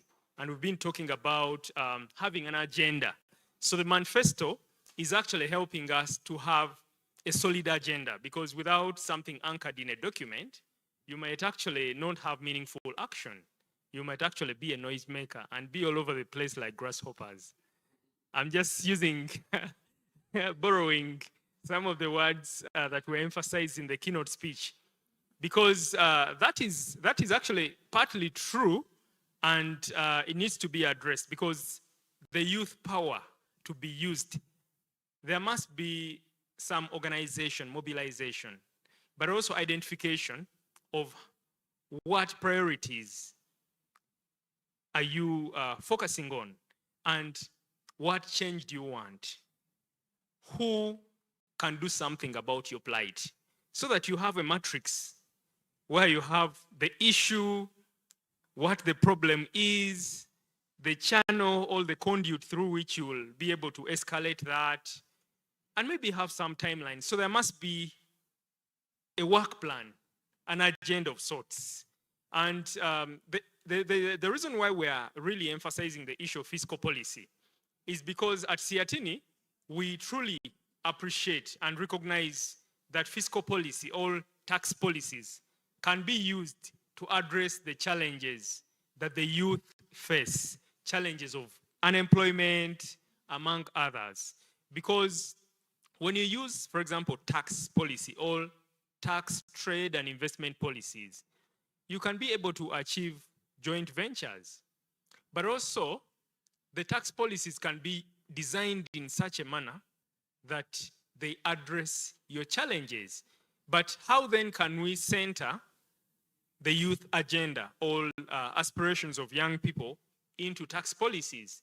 One of the things, all the shortcuts to centering youth aspirations in tax policies is by putting forward your demands, your interests, so that you shape the policies. You have to interest yourselves in these issues, fiscal policy, because we strongly believe that you are the future policymakers, future leaders, and this is not a lie. I was at one time at Makerere University. Professor Mambusi Andebesa was my lecturer. Professor Ijo was my lecturer, and I am here. So we are not far from the future. I mean, the future is not far from us. And whatever we want to achieve can be achieved if we are intentional on achieving certain things. So without further ado, I'd like to call upon those that joined us virtually. There is a colleague called Lurit from Youth for Tax Justice Network. I know we might be burning with some questions, but please hold the fire. Don't let it burn out. We'll get to you. So, Comrade Lurit, if you could briefly share some regional perspectives regarding how the situation is in Kenya, in South Sudan, regarding fiscal policy and the youth agenda, whether fiscal policies are truly working for young people, and how can young people shape tax policies to address some of the challenges that they face. Challenges like youth unemployment, among others, because the demographics, I mean, we have the numbers of young people, but are the policies addressing the numbers, the demands of those who need to be really prioritized in these policies? So, Comrade Lurit, let me know if you can hear me, and let you take the floor and share with us. Hello. The media team, could you drop her a message that we can't wait to hear from her? But as we do that, I would like to call upon my colleague, Ms. Hilda Tumuhe, to proceed here at the front, because we're going to have a panel discussion. Some colleagues are joining online, but there are those that will be taking these seats. And we request to also have a representative from Cavendish University to also join the panel. I've seen Comrade Lurit show face, and I think it's high time to let her share with us, but also a student representative. Would like to have at least one student. So as they make their way here, we could hear from Comrade Lurit. Over to you.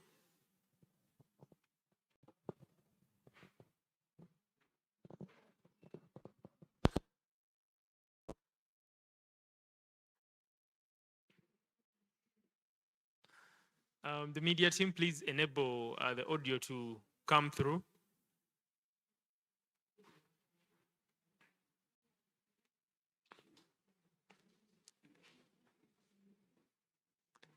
Maybe I could share with you one or two additional things as we wait, because silence is bad.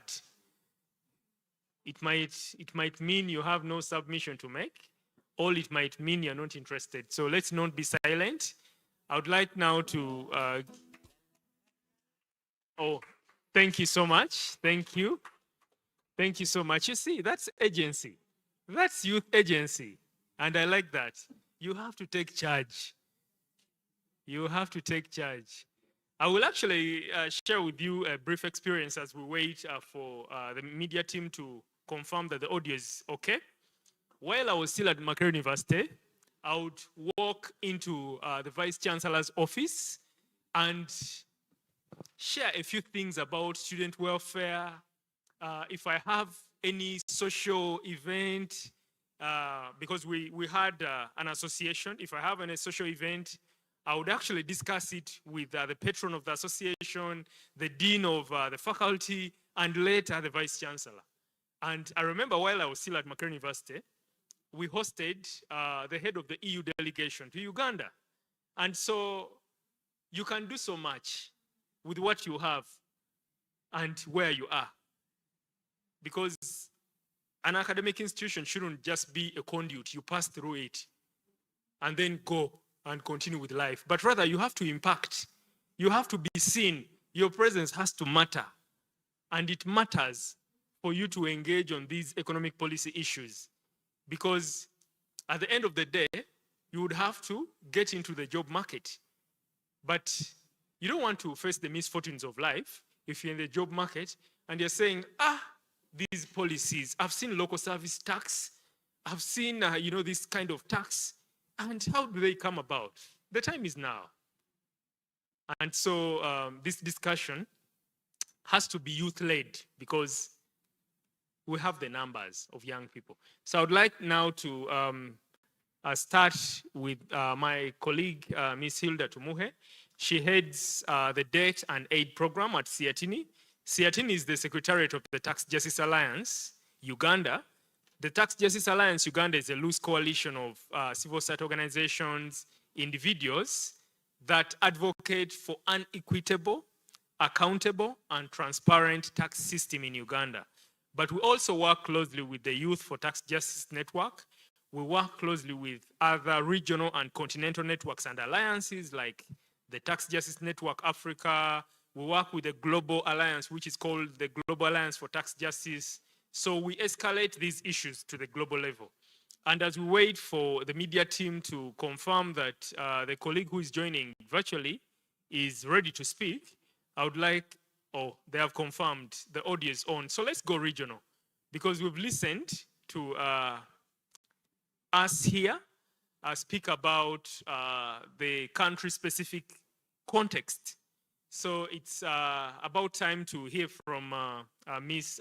Lurit, who will be sharing with us insights from Kenya and South Sudan. And she will explain more why she's sharing insights from both Kenya and South Sudan. So over to you, Comrade Lurit. It's your time to shine, please.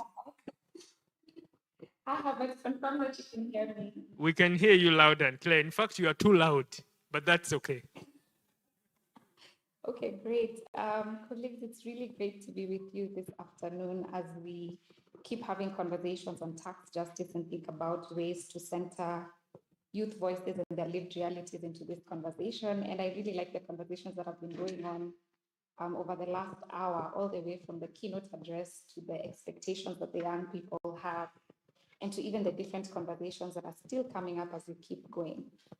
Now, over the last couple of years, I've been working in this space for, I don't know how many years it's been now, I think 3 years. And there's been a lot of conversation around the concept of financing for development. And one of the important things that come up is tax justice as a central point to ensure that countries meet their development priorities effectively.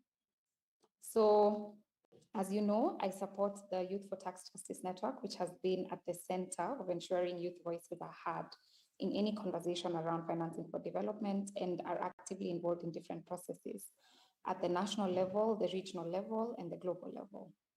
And the second part is I double as South Sudanese and living in Kenya as well. So I've been able to see the lived realities of different young people in those countries. And I also fit within the Gen Z bracket, interesting enough. So let's talk about youth agency in this whole process. Now, as I begin this conversation, I think there are three critical things that I just want to highlight. One is the concept of numbers. We've agreed that young people are a very big demographic. That is up to over 60% of any population in any country. Second is the idea of voice. We can confirm that wherever we've reached now, young people aged 18 to 24, 18 to 35 are learned enough to ensure that their voices are heard in different systems and have also benefited from different programs that put them at the center of understanding different concepts. And third is the idea of the digital age. The digital age is here with us, and that's what makes a pretty big difference in how we have conversation around tax justice and how we have conversation about how our development priorities are financed. So my conversation this afternoon with you is going to be packed into three parts. The first part is the nature of tax systems. The second part is what it means for youth and what really needs to be done to ensure that there's that fairness, if at all it does exist. So if we look at Kenya and South Sudan, we can begin thinking about the revenue base and what they really depend on to raise the money. So for Kenya, for example, you notice that there's a very broad revenue base, and picking up from the conversation that Alosi has just brought up, there's investment in both direct and indirect taxes, and in so many other elements that exist all the way from VAT to income tax. And there's a lot of collection that is seen in the process. There's a lot of performance that is seen in the process. So we can say that the tax base is diversified. And there's that element of you're able to trace where you're able to see money coming from. Now, for South Sudan, on the other hand, you'll notice that it has a very narrow fiscal base. Why? Because the big chunk of money that is required in that country is needed from oil revenues. And so one of the biggest challenges that come up is that the economy is not diversified enough to ensure that there's enough revenue that is collected. So when we move to the second thing we need to think about when having this conversation is the idea of tax administration and compliance capacity.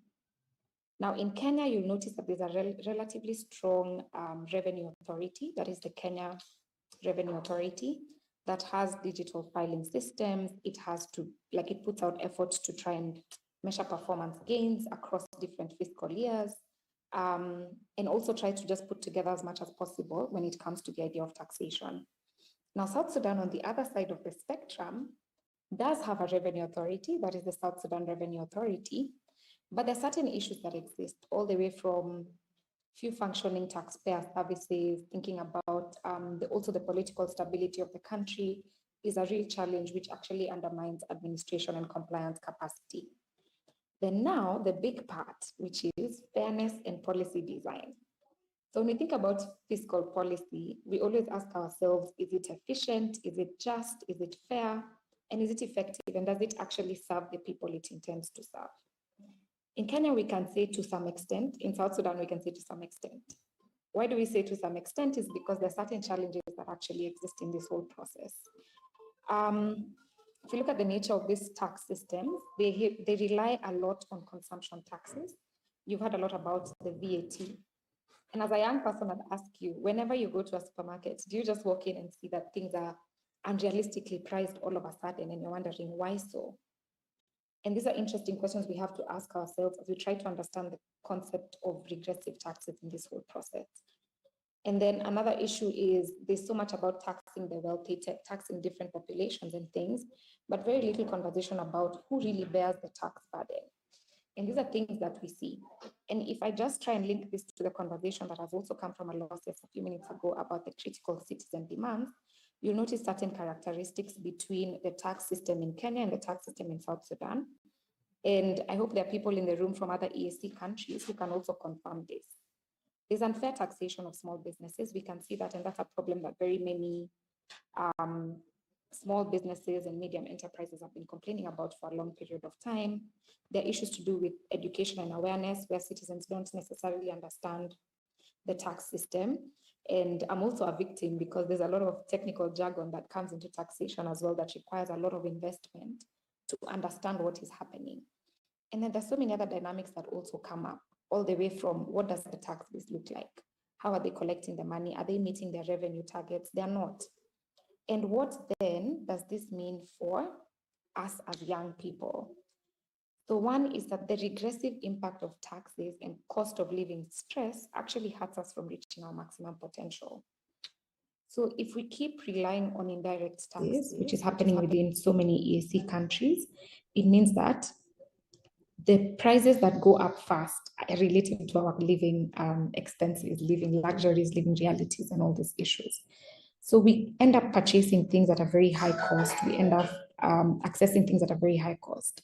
And this tallied with the idea of unemployment right now, of which the unemployment rate is way higher in very many African countries, and Uganda, Tanzania, Kenya, South Sudan, Rwanda, Burundi, DRC, you name it. You'll notice that youth unemployment is still very high in all these countries. And when youth wages are very low, stipends are low, but consumption taxes are high, who then gets hit harder? I think you can confirm that this is young people who end up being hit harder. Now, second is the idea of barriers to entrepreneurship and informal sector taxation issues that you've heard about all the way from the keynote address. If you think about it, as a young person, you have probably thought about having a business idea at any point. It could be selling earrings, it could be selling books. You've always thought about that thing. And with time, you think about formalization, but you can't formalize successfully. Why? Because of how the tax system works against you. And so that prevents us from actually accessing all these issues and actually getting to a point where we're able to realize some kind of financial security. And this applies to almost all countries within the East African region. Beyond that is the idea of lack of representation and social contract breakdown. So there's a whole issue of the social contract, because whoever is administering tax, if we do not trust them, and this is the government, what does that then mean? We begin to have a breakdown in communication. We begin to see issues of the social contract coming up, and we're at a point where we're asking, why are you working against us? And that's the biggest question that is being asked in almost all East African countries. And I'll come to a very interesting example in a few minutes. And the last part is the idea of unequal access to public services. So from a quote that came from the presentation that just happened a few minutes ago, is that governments actually do require revenue in order to ensure that their development priorities are met. So when revenues are raised, we expect to see certain public services functioning, such as education, which a large portion of young people benefit from, healthcare, which a lot of young people have to access at any point of their life. We're thinking about social protection, which is also very important in this whole conversation. And the other part is we're thinking about other elements such as transportation and everything that make their everyday life simple. But if we do not see improved progress in these areas, what does that mean then?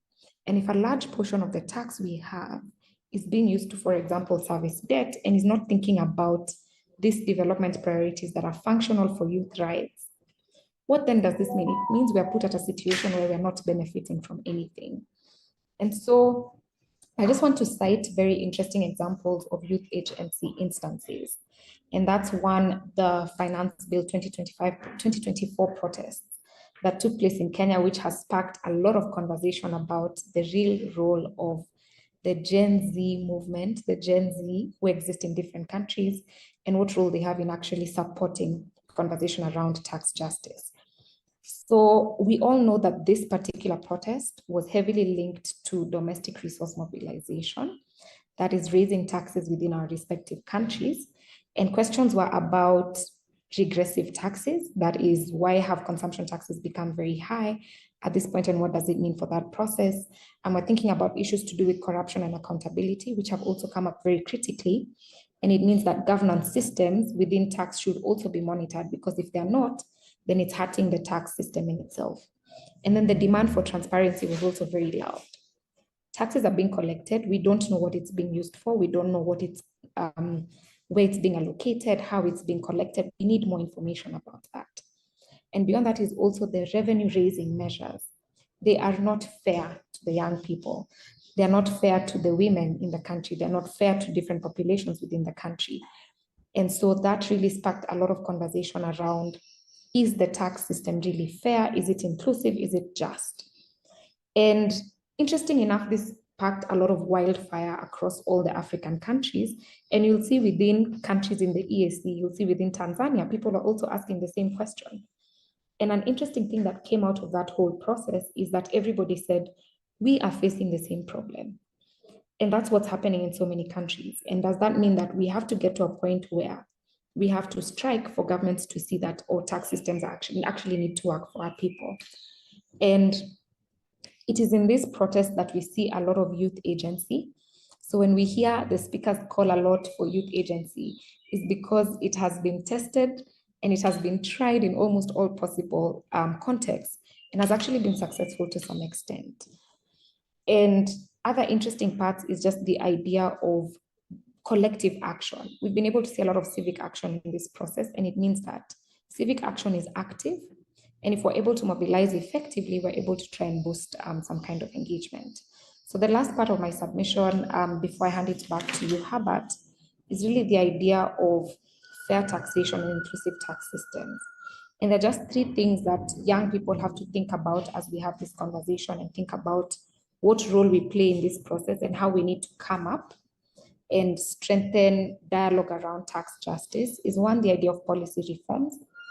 So there's a lot of conversation about shifting towards progressive taxation. You've had so many calls. There's tax the rich that's running somewhere.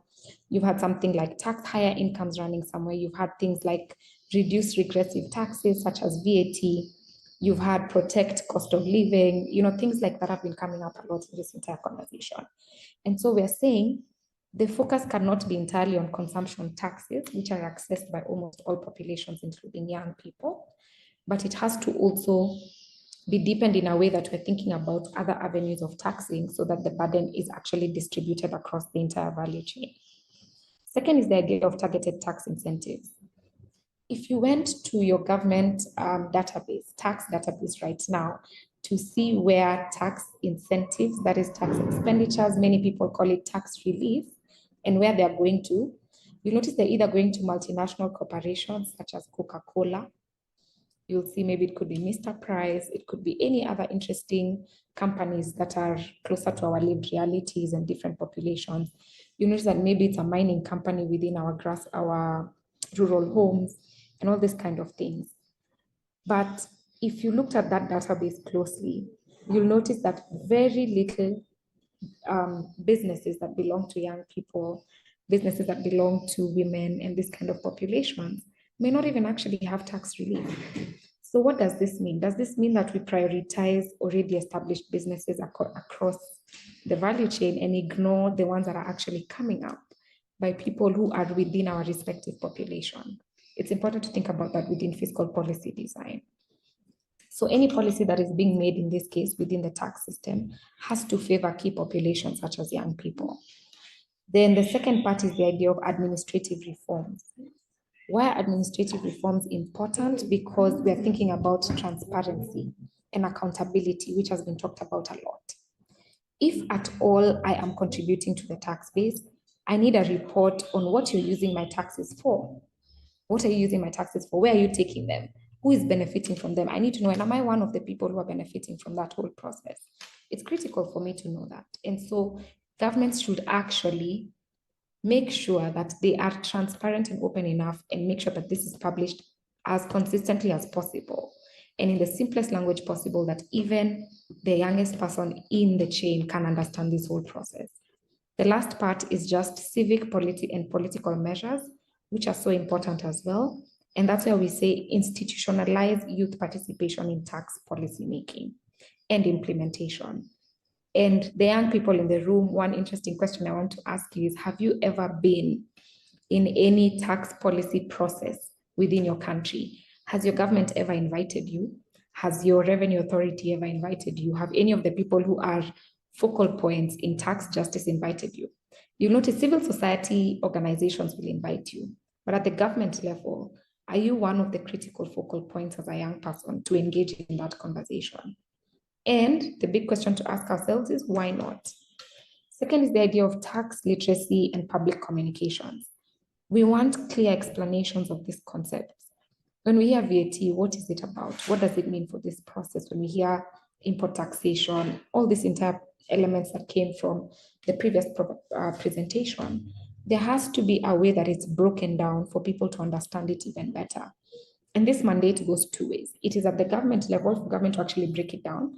It is at the civil society level to break it down, but it's also at the youth level to break it down. If you invest significant time to understand your tax system, share as much as possible with other young people so that they're able to understand this process. And as I end, what I'll say is the tax challenges within all the East African countries are the same. The youth demographic within all these East African countries are the same as well. And the lived realities of young people within these East African countries are also the same, which means that these different modalities that have been working in other countries can actually be replicated as well in education and awareness, in trying to enhance youth agency, and trying to call young people to be at the forefront. So as we keep thinking about conversations on how to engage better and try to center the lived realities of young people, we have to also think about how to collectively mobilize across the region so that we're able to share experiences, we're able to talk about the issues that are going on. And today, even within the room, if you asked young people from different demographics whether their challenges are the same, I bet they would confirm that they are, and they do try to contribute to the tax systems. But if the tax system continues to work against them, then there's absolutely no reason to make sure that they're bearing the burden of taxation. So Herbert, I hope I've been able to do justice to your question. I'll throw it back to you.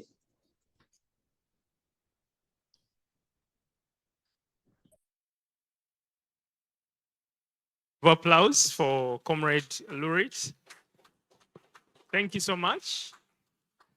Thank you for eloquently sharing some insights from both Kenya, because that's where you live currently, but also from South Sudan. And those are nearly the same realities that we face here. And she shared the case of agency in Kenya, the issue of the Gen Zs. You heard about the Gen Z protests, although they were dubbed protests, but there is meaningful action that was undertaken of analyzing the public finance bill and coming up with a rebuttal to the bill and various progressive proposals on how government should shape fiscal policy or the public finance bill to work for young people. And like the keynote speaker raised, that every generation must find its purpose. I think the Gen Zs in Kenya found their purpose. And so it's also upon all of us as young people of Uganda to identify our purpose and take meaningful action. And Comrade Lurit went on to also mention the numbers that if governments are not addressing the lived realities, all the challenges of the highest portion of the population, which is young people, then it means the policies, economic policies, fiscal and other related policies are not working because they're not addressing the challenges of majority of the population. And the whole issue of economic policies, I think it's very important. Sometimes people make TikTok videos and forget that there is excise duty on internet data in Uganda. So as you make the next TikTok video, you should remember that fiscal policies matter because there is excise duty on internet data. And you also heard about the musicians when they were challenging the whole revenue sharing in the music industry, in the creative sector. They were talking about the issue of the copyright. In fact, they were emphasizing that it is needed like yesterday. We need it badly. However, they are raising this at a later stage of their careers after so much has been lost. So I think the time is now. There is chance to engage at this early stage so that by the time you come up to, start a business, there is a voice that has been heard in the policy making process. But also we might need to do some research whether the businesses that don't live to celebrate their first anniversary are started by young people. Because why is it that most small businesses don't live to celebrate their first, second, fourth, fifth birthday?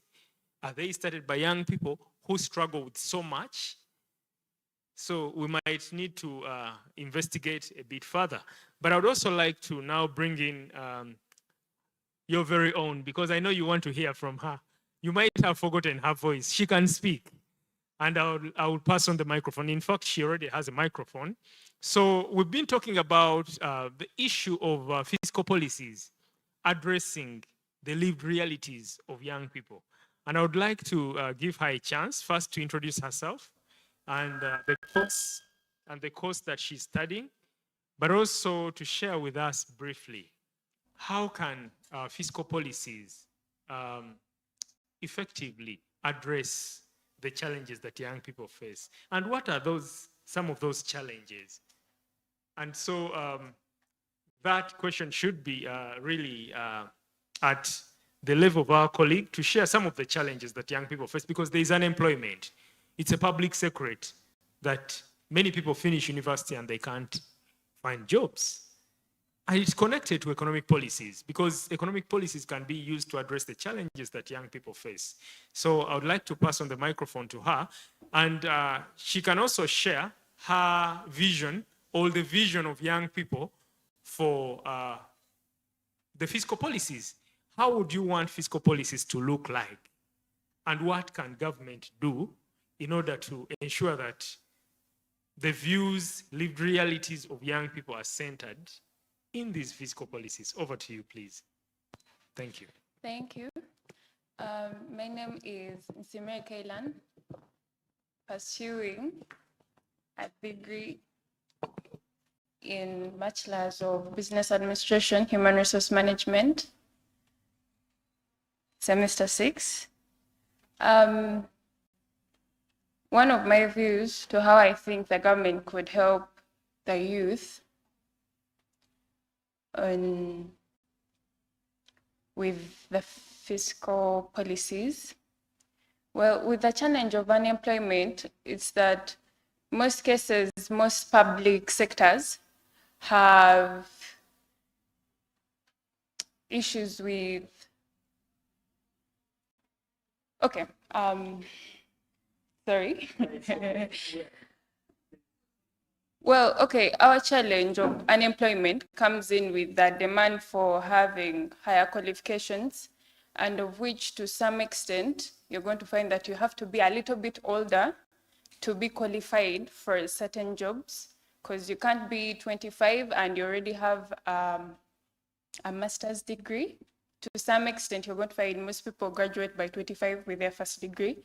So having masters to qualify for a well-paying job, it's hard, and of which, you have to go through the education, then balancing work life with school. Well, it's difficult.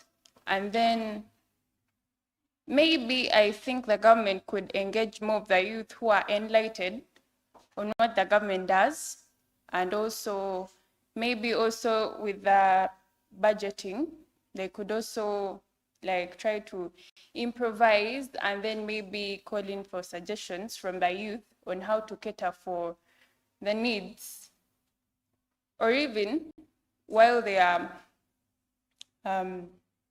when they allocate resources for these public sectors, they could maybe also break it down and show individuals how they use the taxes that they collect from them, and how, up to the last penny, it's catered for, and what it does. Then also, since not every youth can afford the right to education, maybe also trying to improvise with those who can't make it to the university level. They can also engage them more to find a way on how to help them to be also qualified as the ones who make it to the university level. Though I don't know if I'm still on the right track.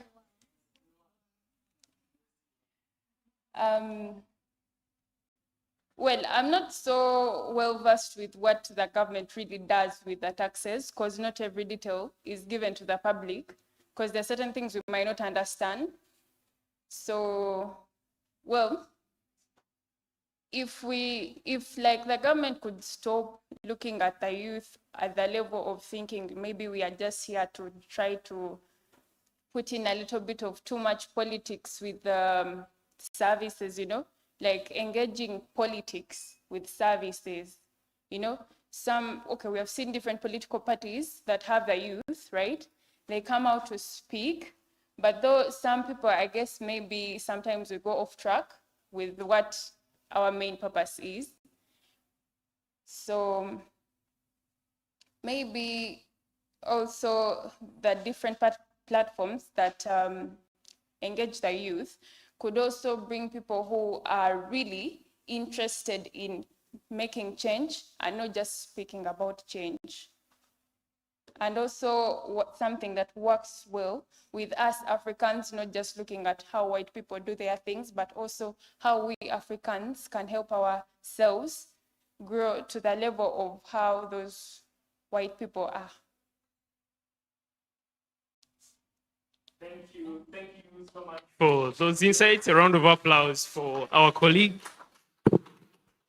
Thank you so much. In fact, she hinted on various pertinent issues. In fact, at SEATINI, we recognize that there is politicization of fiscal related issues. Like when you demand for accountability, they say you are becoming political, which she actually raised. Didn't she raise that? She did. So how then can we be able to use youth agency to make the youth voices matter in shaping fiscal policies without getting lost into the rhetoric of politicization, because there is politicization. But I think the issue of the tax manifesto that was presented can help to align our demands and navigate the issue of politicization. But she also raised the issue of using various platforms to engage. And at SEATINI, we believe that the more people are consulted is the more their challenges are addressed. But currently, the tax cycle goes for only 2 weeks. And we've been advocating for the need to extend the time for tax consultations to at least 1 month. And the issue that she raised of consulting informed constituencies of young people, I think this is one of the awareness raising sessions. So the next consultations, all the ongoing consultations, you should be able to engage. At least you have a certain level of information. But also diversifying the platforms of engagement. I think we are too much into the traditional platforms, you know. We go to parliament to present alternative tax proposals, but how many people can afford going to parliament? Some people pass there and they fear because they are men with guns, but that's a friendly place. If you have an appointment at parliament, maybe if you wrote a letter requesting for audience or to present proposals to a certain parliamentary committee, you can be let in because they will call the person who invited you and you'll be cleared by the protocol team. So it's not a danger zone, it's a safe place. It's the Parliament of Uganda. Our representatives sit there. And if our leaders are not representing us effectively, then it means the next general elections provide an opportunity for us to say, this is the youth manifesto. This is the tax manifesto with our key demands. And the time is now. Campaigns are, going on. I know a number of political parties have done their primaries. They are at the tail end of concluding their primaries. So there is time for us to engage and demand for accountability, follow our money, and also make some demands. But also she has raised an issue of budgetary allocations, which is also critical. The youth-centered sectors, youth-centric sectors. Is government allocating sufficient resources? Because young people use public services, rely heavily on public services. I mean, most young people are not yet fully independent adults to say maybe they have a job, they can, have sufficient out-of-pocket spending, but rather educational institutions. How are the public schools? Are they serving their actual purpose of imparting quality education with a good environment? And that has to do with how the revenue is used, because at SEATINI there is what we call the revenue cycle. That, of course, you collect, you allocate, you utilize, and the cycle goes on. How you allocate determines how you will mobilize again. And of course, the cycle goes like that. Because if you mobilize and do not sufficiently allocate, it means when you go back to mobilize, you will not get the sufficient revenue because you didn't effectively allocate. And she also raised issues around the qualifications, that there's experience that is needed or demanded, or it's a prerequisite for a young person to get a job. But the bare minimum, a young person can finish university can be around 25 years. Then you can embark on your master's. And sometimes it's advisable that you enroll for master's after you've worked for at least 2 years. So how then will a young person realize, or when will a young person realize their dreams, if their dreams are deferred, that they have to be meaningfully employed at 30 and over 30? So it means their dreams will be delayed. So I think your voice matters, and indeed it does. And that's the case that our colleague has just made. And thanks so much for those wonderful contributions. I would like now to invite submissions and contributions from my colleague, Ms. Hilda Tumuhe. She's heading the Debt and Aid program at SEATINI. And before she makes her submissions, I would like to inform us that we were joined by a colleague from the Fourth Estate, the media, from NTV Uganda. So whatever submissions you've made here, please let's consent that the same can be relayed on NTV so that you can watch yourself speaking. It feels good. Every time I'm watching myself on TV and I'm with my village people, I invite them, I call them over. Please come watch me. It's a good feeling. Yes. So I would like, without further ado, to invite my colleague, Ms. Hilda Tumuhe, to also contribute to this discussion on how fiscal policies can serve the interests and the needs of young people, and what does it take to achieve equitable, transparent, and accountable tax systems in the East African community. And she will also allude to the debt issue, because a lot of money is going into debt servicing, and we are foregoing spending on the much needed social services. So how can the weighing scale balance? Thank you so much. Okay. Thank you so much, Herbert, and my sister. Thank you for joining the panel. I'm actually impressed by your submission. When I look at women coming up, young women, it was voluntary, a voluntary call. Any student, she comes up. Thank you so much for the bold step. And I think you'll be one of our champions to, push the Youth Manifesto agenda forward.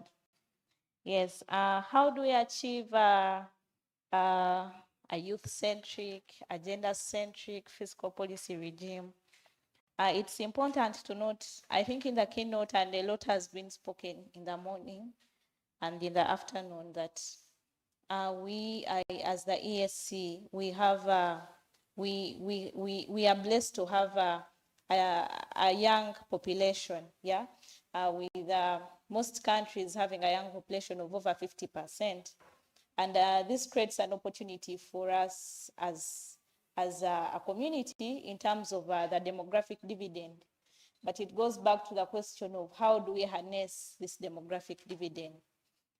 When you look at the numbers, in the morning they told us that don't just dump the numbers, could you kindly create some sense to the numbers when you look at our human capital index? Because first of all, for us to be able to harness a demographic dividend as a region, it is important to to make sure that the young people are well educated, one, they are healthy, two, then there is employment for them, such that if they are healthy, they're educated, they can be able to contribute to economic growth. But the numbers are really shocking. Human Capital Index for Uganda. Now, this is just a measure that measures well-being, that for a child in Uganda who is born in Uganda or Kenya or South Sudan or Tanzania, for them to be able to what extent can the nation leverage their potential, Now, for this index for Uganda, it's just a 38%. This means that every child in Uganda, the country can only leverage 38% of their potential with the current state of health and education. Now, this doesn't differ a lot from what it is in Tanzania. It's at 39%. Kenya is doing a bit well at about over 50%. South Sudan is 31%. Now, this poses a very big loophole that we have a big population of young people, but the demographic dividend, we cannot achieve the opportunity of harnessing our demographic dividend because there is a mismatch. One, she talked about the issue of skills.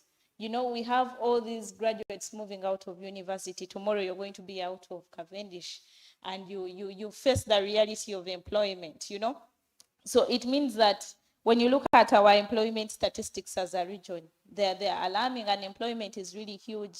Maybe Uganda has about 16%, but a whole over 40% of our youth are neither engaged in any education or skilling, nor are they employed, So it means that these cannot contribute to the tax system. Remember, it is twofold. We as youth are supposed to contribute to the tax system. Yes, of course, there are these indirect taxes, the consumption, that one will grab anyone. But then there is this part of the income tax, employment income, We should be able to contribute, but we cannot contribute when we don't have a salary or a pay or any emolument. So for us to be able to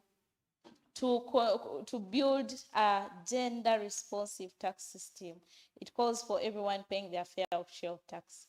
And you're not going to have people pay their fair share of tax.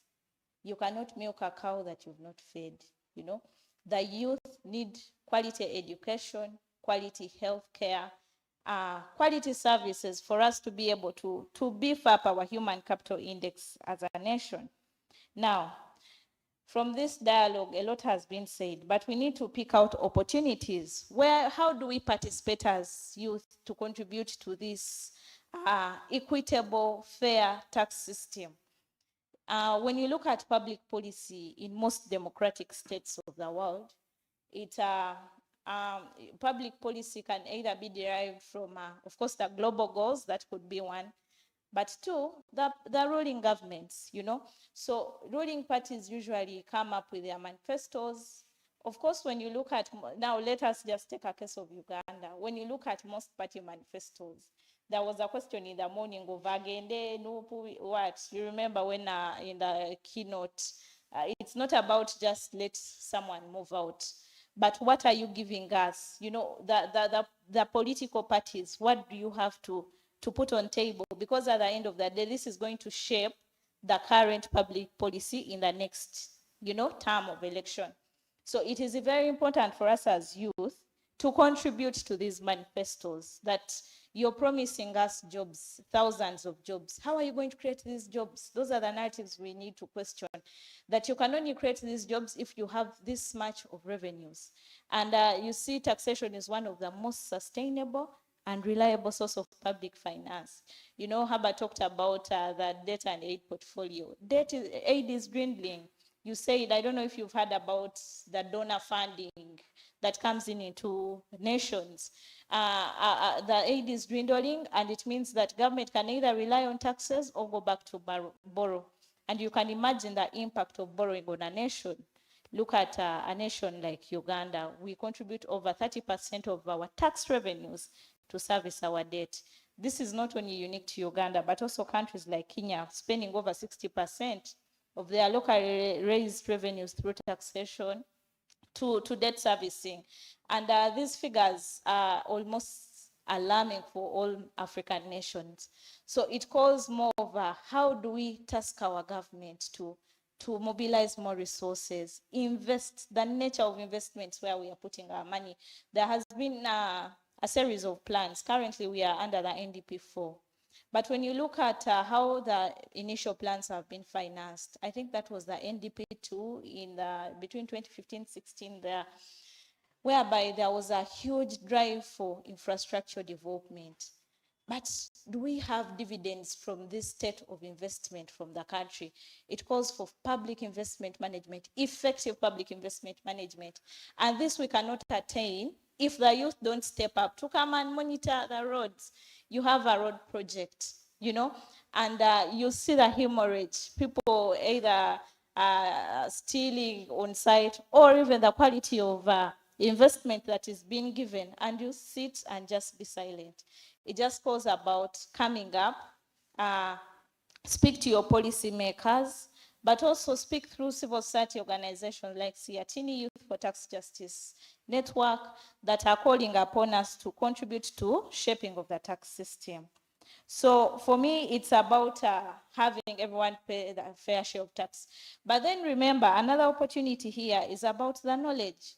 There is no way you're going to influence public policy when you're not well versed with the subject matter.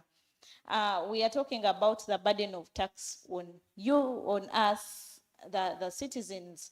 It goes back to analyzing who is not paying their fair share of tax. I remember one of the speakers talked about the money we lose to tax exemptions, the tax holidays we give to investors coming in. When you look at Uganda, we lose about almost 3 trillion, that is about maybe 1.9% of our GDP annually to tax exemptions.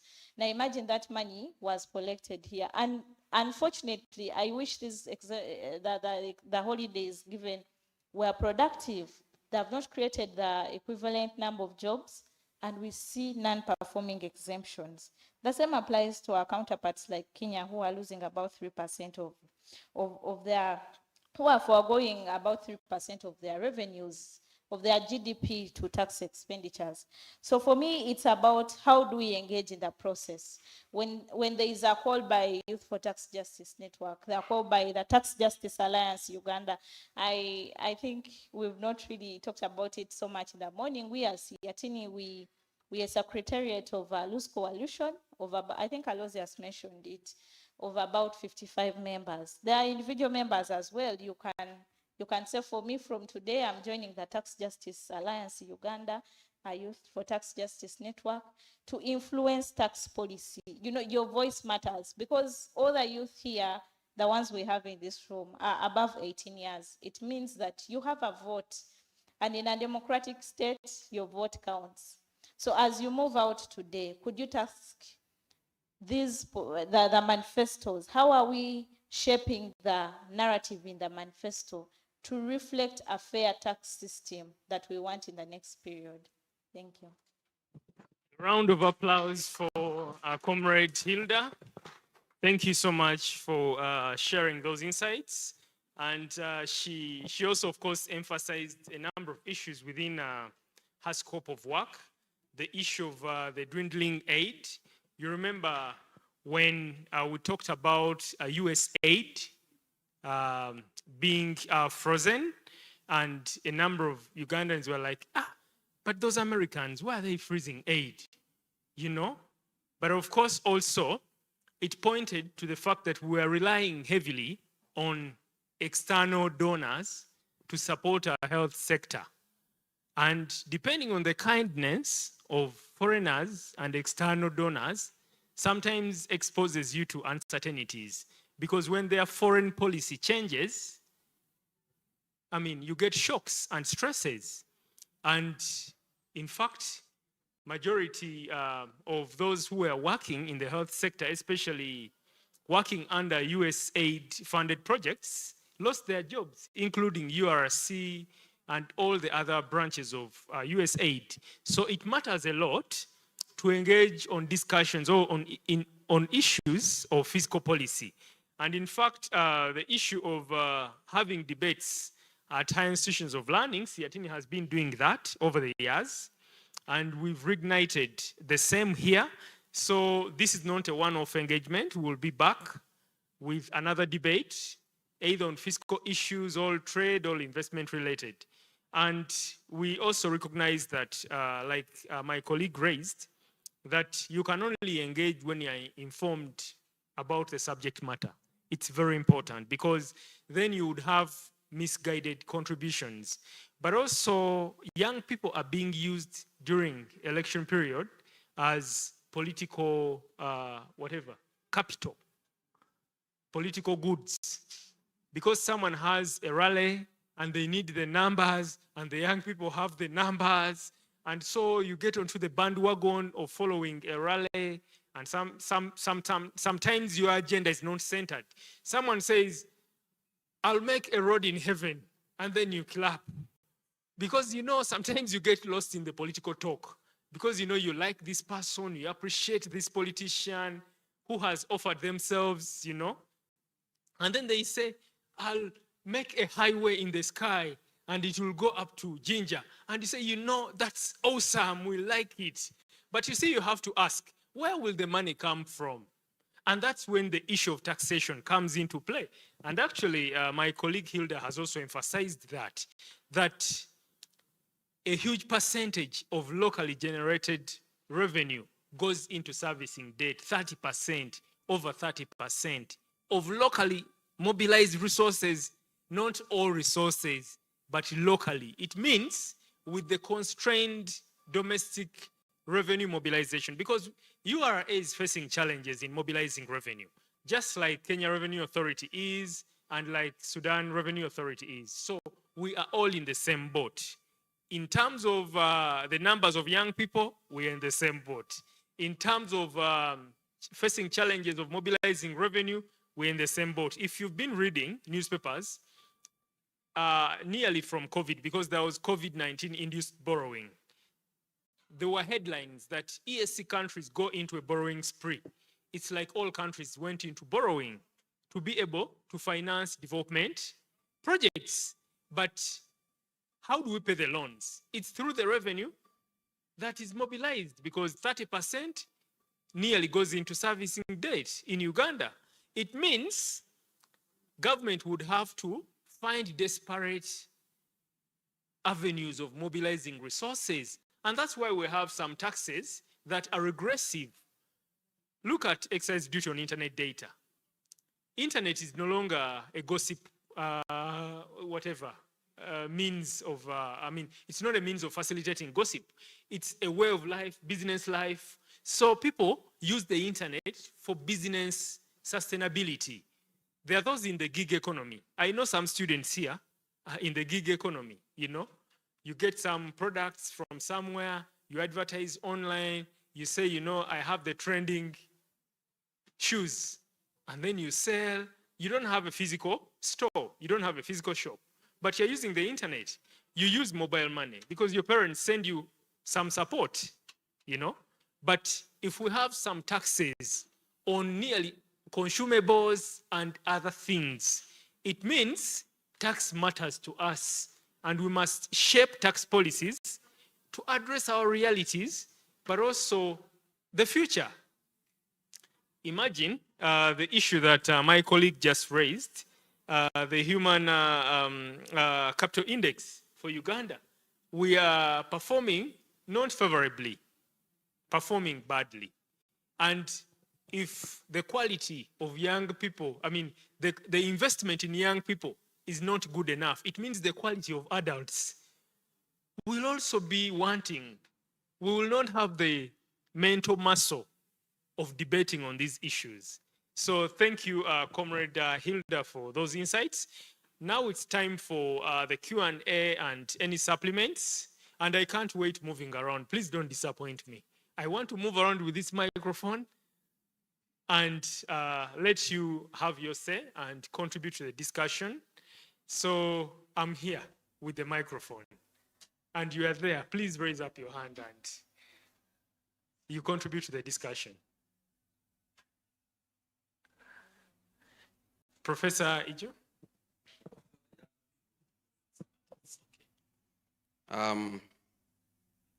Couple of issues. Thank you very much, Herbert.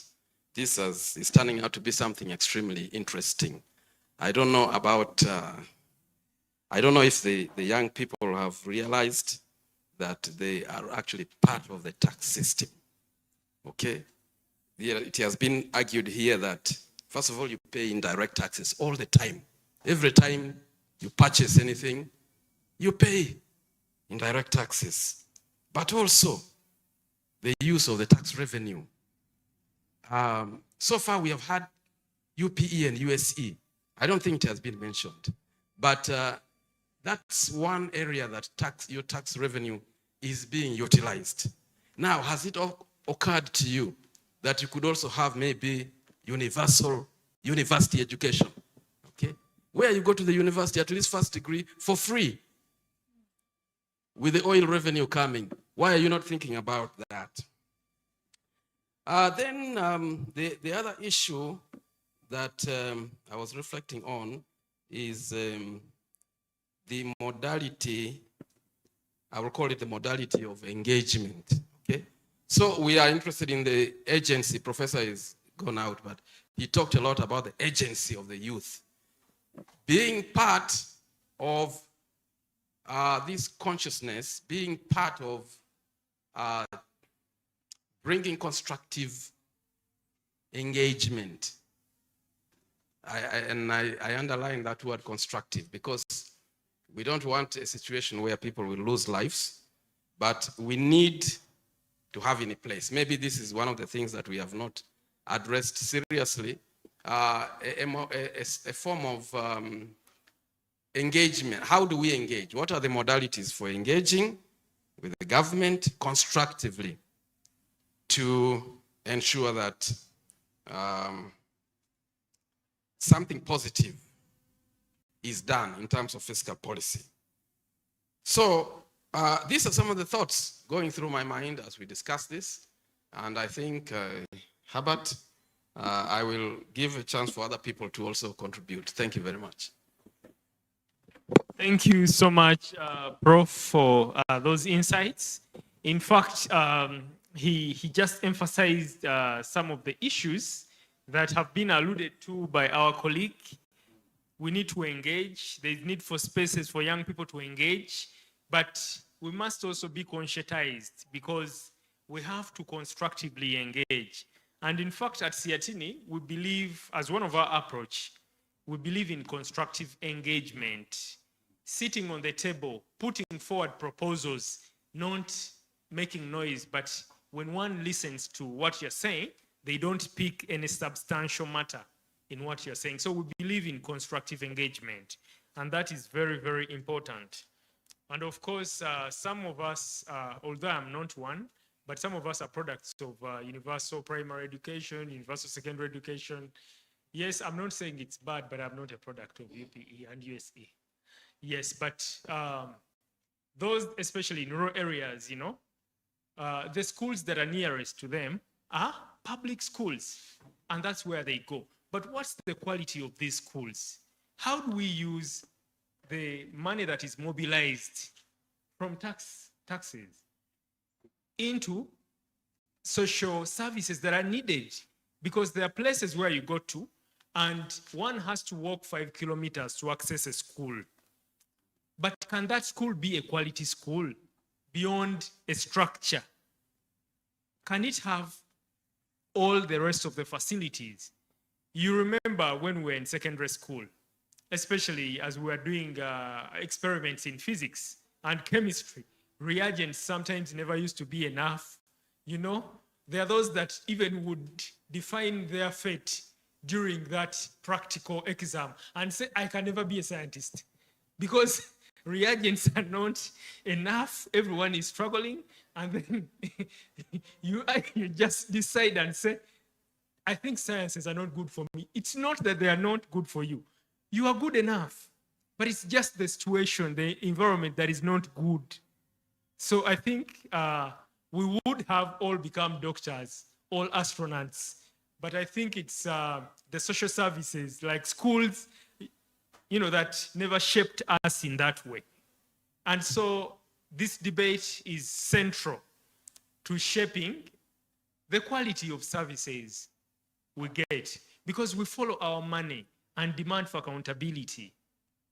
That yes, you are achieved the revenue target, but beyond the revenue target, beyond the numbers, what's the reality on the ground before we get to another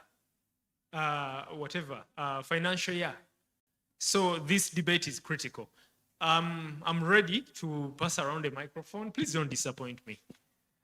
I fear disappointment. Thank you.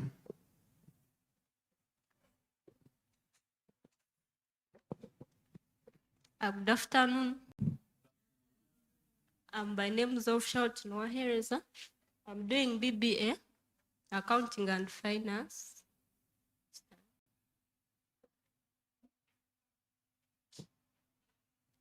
Okay, I'm doing BBA, Accounting and Finance. So I want to thank you for all the knowledge that you've given to us. And in addition, Mr. Arosias has taught us very well on the taxation. So I don't know whether he's still around. I wanted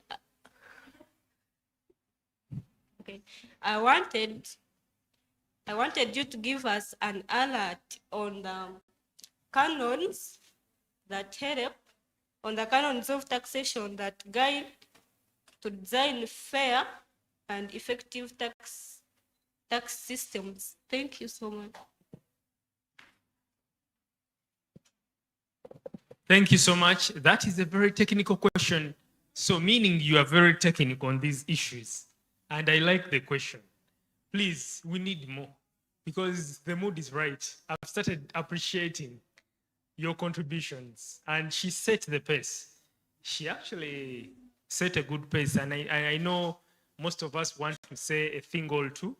And the time is now. Please, let's make our contributions. Content creators. Do we have some content creators? Before you make the next TikTok video, do you know that there is excise duty on internet data? And if you do, what are your concerns? What are your pain points? Let's start from there. All you have a lot and money is not the problem. Spending is the problem. Please let us know. Let's share some thoughts. My brother here is smiling to me and the smile is inviting. Some concerns around excise duty on internet data. We see charges on mobile money. Like you send some money, but then you have to incur, like when you send $1 million, you see a lot of money is going. Is that a pain point? Or spending is not a problem? Please confirm it. Oh, she wants to actually come first, but I'm coming to you next.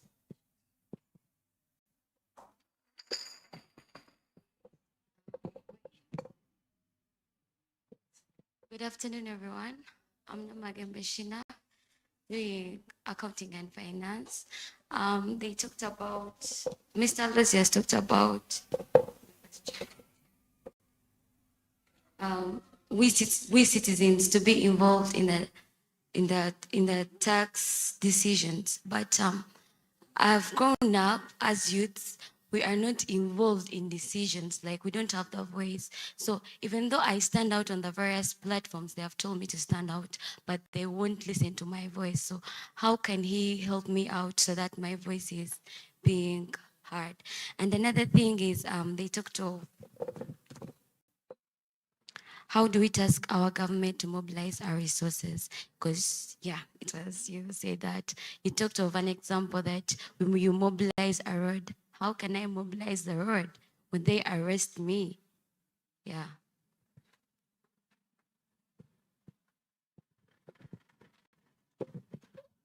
Thank you so much for that contribution. In fact, the keynote speaker, in a way, challenged us. He reminded us that during the Chan, is it Chan? Was it Chan or Chen? It was Chan, yes, you are alert. I thought we were a bit dozing, but we are alert, and I like that. And so there were those that were wearing, different attires that had messages. Of course, some messages were not good. Okay, to me, Maybe you liked them, but I didn't like some messages. But then we can have positive messages that challenge the status quo in terms of, I pay my taxes, I demand for accountability. Tax justice matters. Youth voices matter in shaping fiscal policy. Like having those messages that provoke thought and debate among the people, because we need to make the tax justice agenda part of the agenda, the debate, the popular debate. On TikTok, the number of socialites and other content creators that are shaping debate that is not in any way positively impacting society, but dividing society. How then can we have content that positively impacts society, talking about economic policy issues? Of course, as SEATINI, my colleague, Comrade Lurich, has just shared with me that we need to work on a compendium of some of the technical jargon on taxation, which is a brilliant idea. And in fact, I just sent her a message that we're going to work on this. And the next time we come back to you, issues of social contract, because when we talk about social contract, it's the implicit agreement between all among members of the society for social benefits. It's the glue that binds us and the government, that when you pay taxes on consumables or any other thing, that there is an expectation that maybe the money you pay will translate into social benefits like schools, hospitals, roads, better schools, quality social services. So there's need to break down that technical jargon. We've been talking about tax justice, fairer systems for taxing. We need to break down all that to a level that we can all appreciate, because when we talk about conscientization, we would like to be conscientized, but also the jargon sometimes becomes a barrier. You read and you see technical things, ad hoc committee of the United Nations, consultations or negotiations on the UN Tax Convention, and you're like, but why is the UN involved? But also you can see double taxation treaties, and you're like, double treaties? Why double treaties? Why double taxation? So we would like to put that into perspective, but also in a youth-friendly language. So we will work on that. And my brother gave me a signal of wanting to contribute. He's passing it on to the next brother. He's delegating. I like the delegation by sign language. Over to you. He handed over. So my brother, I'm here. Maybe you could share your pain point, especially around sending money via mobile money. Like, are the rates friendly? Internet data, when you buy your data, do you like it that government or that your money is chopped and the MBs are eaten by a crocodile? There's a crocodile that eats MBs. What you load is what gets depleted. Do you like that? How can fiscal policies be used to address some of those challenges?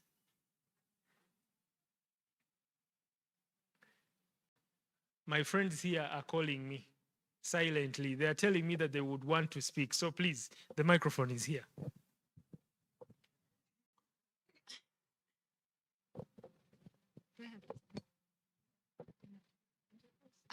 Good afternoon. My name is Cameron Bemasi, and I'm doing I'm pursuing a degree in BBA and majoring in human resource. So I'm actually having a complaint. I don't know if it's right to put it that way, but then we speak about the youth being all over the place when it comes to politics and all that, but then do we try to find out why they are there? Because most of them go there for little petty cash that they could literally use for something, or maybe food on the table or something. And then the other thing that I wanted to talk about was the taxes that we had talked about, of the rich and the poor having to pay different taxes.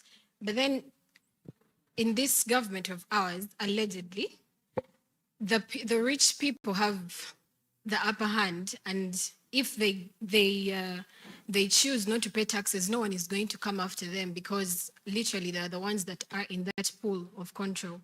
And then the ones that are below, like these people in towns and all that, they receive less money, but then their buildings are tariffed the highest. So what can we actually do about that? Thank you. Thank you so much. She raised pertinent questions, and we have so many experts in the room. So that will be responded to, especially the issue of channeling the energy of young people into productive ventures. Of course, we've been talking about how they are all over the place, but how can we be able to channel their energy? One of the avenues of channeling that energy is conscientization, awareness raising on other things that matter, like economic policies. And this is one of such platforms, that it matters to make demands. It matters to question. You know, like if you're in a group and everyone is chanting, our man, pause. Ask yourself, why are you our man? What do you have for us? Do you know about fiscal policies? How will you use them to address our challenges? So it's one, interesting ourselves in these issues, but two, using all the spaces that we get into to challenge the status quo productively and constructively. To say, yes, we're in a political season, but we are not political goods as young people. We need manifestos that reflect our lived realities, manifestos that promise a lot for us, not being, products to be used and then dumped. And then others elevate their status. They get into higher positions of responsibility. And yet it's us that contribute to getting them into those positions. So my colleagues will also contribute to responding. Yes, Professor Mwambusia.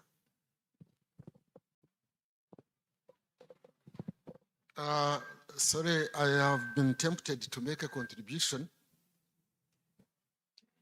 I was avoiding doing that because I don't want to participate you.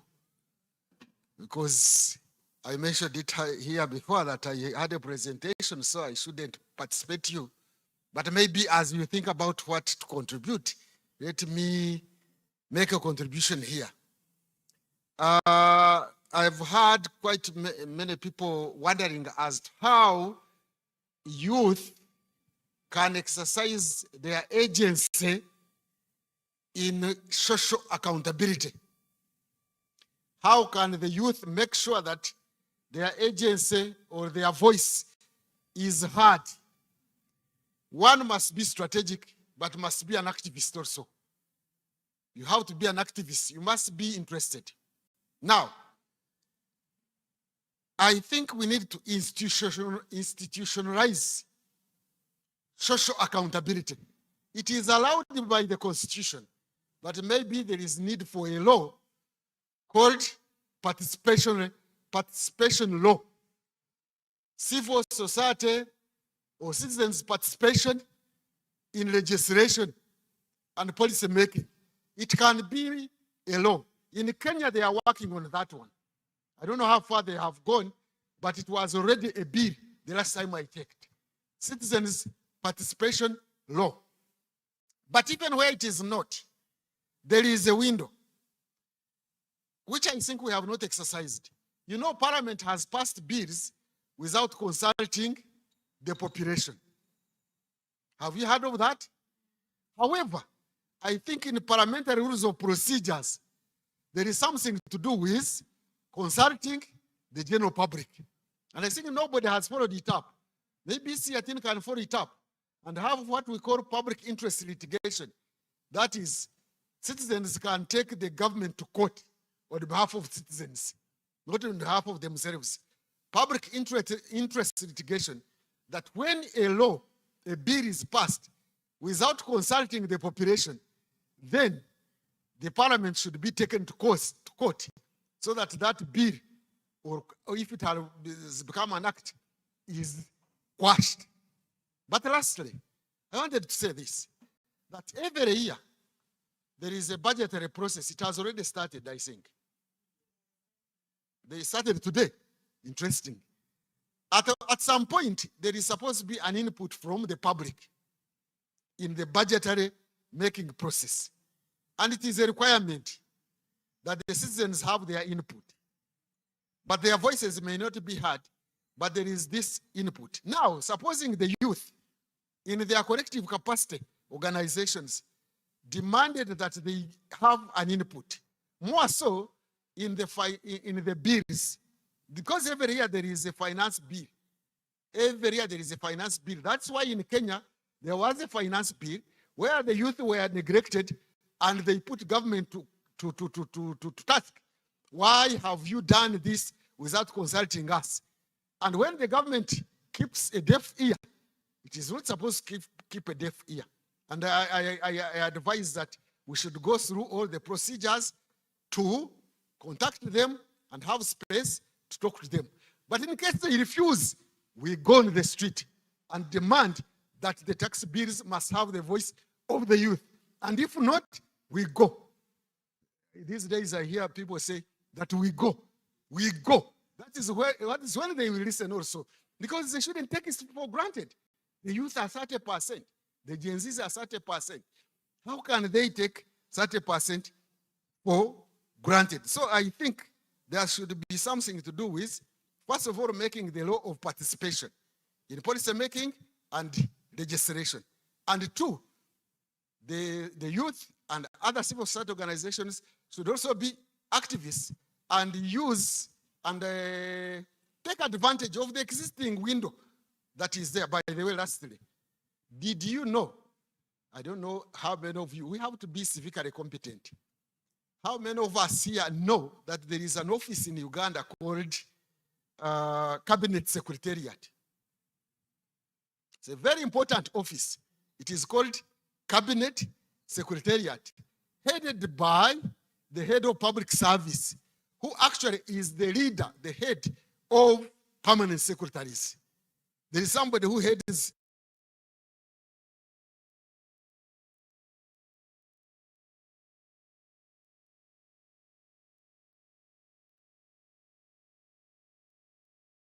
it must have an input of the general public. But we don't take advantage of that, and the government sits in Entebbe or wherever they sit and pass policies, that is a cabinet, without public input. Supposing we took that advantage also to take them on their regulation that demands that we get our public input to exercise social accountability. But rarely do we do it, and sometimes we just complain and continue running around like grasshoppers.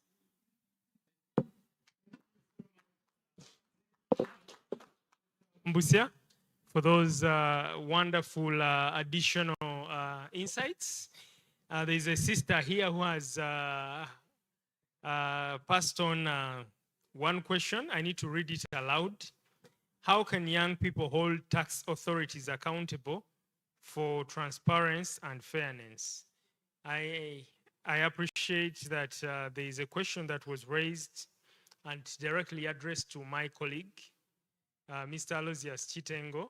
But also, I think before my colleague comes forward, I would like to get back to our panelists here and Comrade Lurit, who is online, to share their final thoughts. As he comes, then we get to that wrapping up our session. Isn't that right? Yes, so let's hear from our sister here to share her final thoughts In case there is anything you've heard and you'd like to comment on the same, especially the contributions, please share your final reflections, but also how do you, in your view, think students, especially at higher institutions of learning, can be engaged in these fiscal or budgetary consultations? Maybe if there's any other thing that you would like to contribute to. I've hinted on a lighter note, the issue of TikTok. I am not a TikToker, but I am on TikTok because I share more about economic policy issues.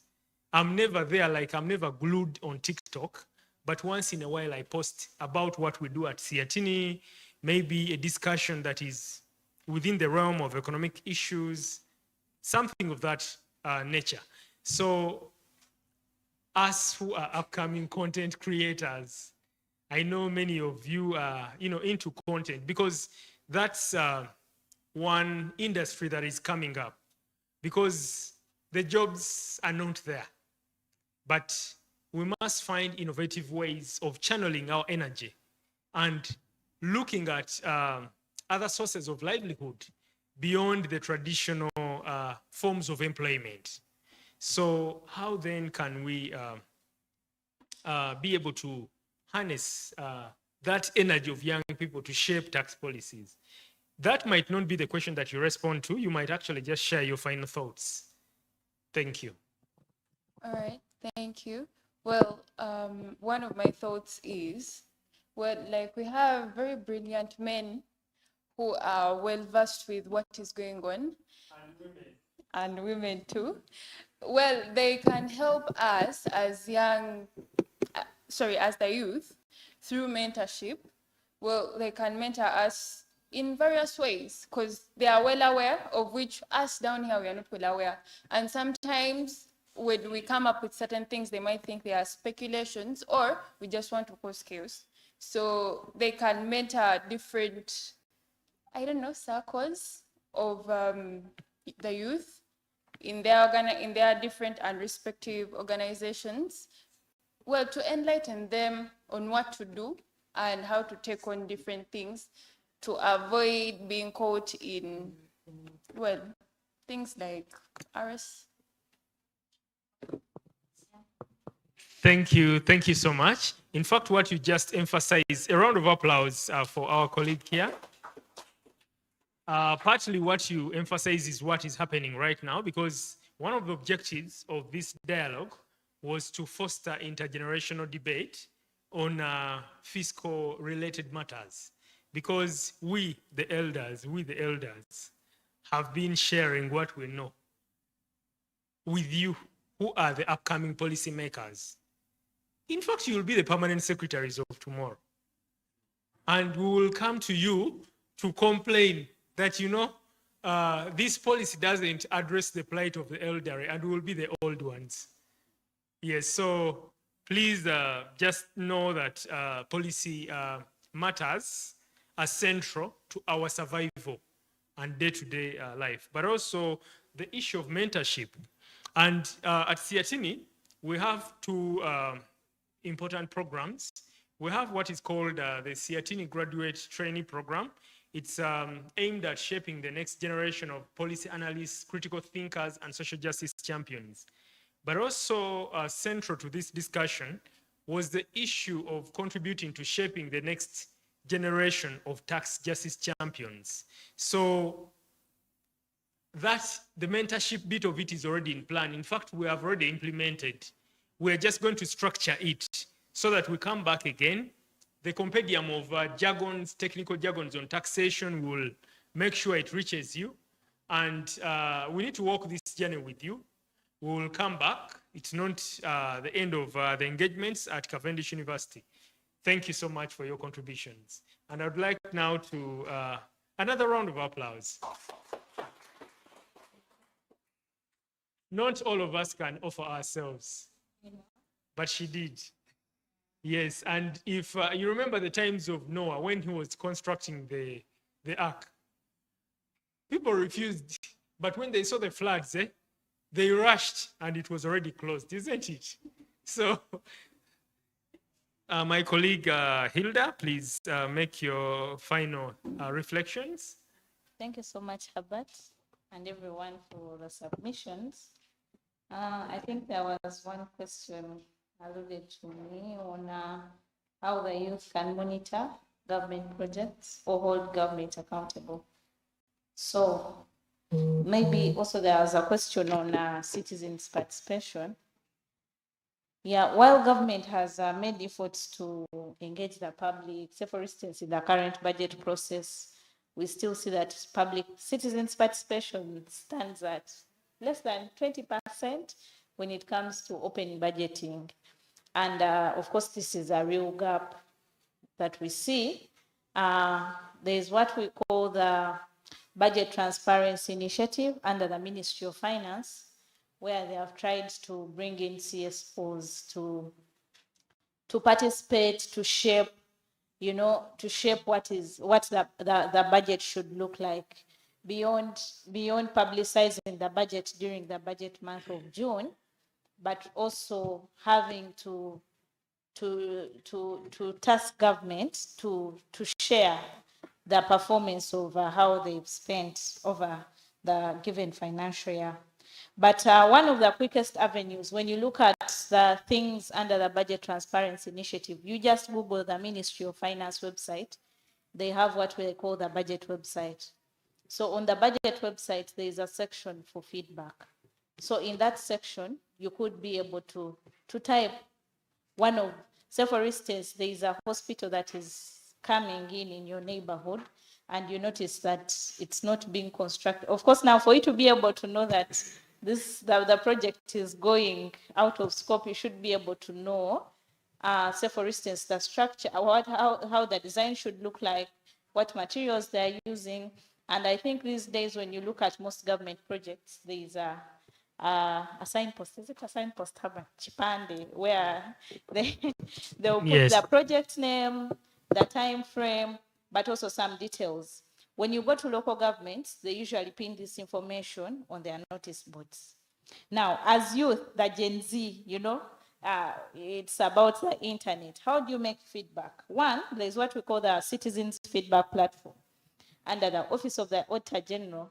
Now, this one was largely instituted in the fact that could you be able to contribute to the audit process, that as citizens participating in like what shapes the sectors that are supposed to be audited in a given period, in a given financial year. So just Google the Citizen Feedback Platform in case there is a road that is going out of scope or it's stalling and all that. Just text, you can attach photos to this platform. It's a mobile app. Then you send. So the whole bit is, are you able to track your impact in the audit process? That I raised an alarm that this amount of money is being swindled. Has it been followed up by the IG? Has it been followed up by the responsive line ministry? So of course, there are so many avenues through which you can put. I think the Office of the Prime Minister also has a similar avenue. If you don't have the energy to stand up and go on the streets and make some noise when you're scared of tear gas, you can make your input through these processes. Yeah, on the issue of Parliament consultations, I think this is very critical because, like we've come gathered here to come up with our views of the tax system that we need to see. For us to be able to contribute to the various political party manifestos, it's about us engaging the leaders we want to vote. Like I already mentioned earlier, we are all above 18. You could have a national ID, and you're entitled to vote. And each one of you, your vote counts.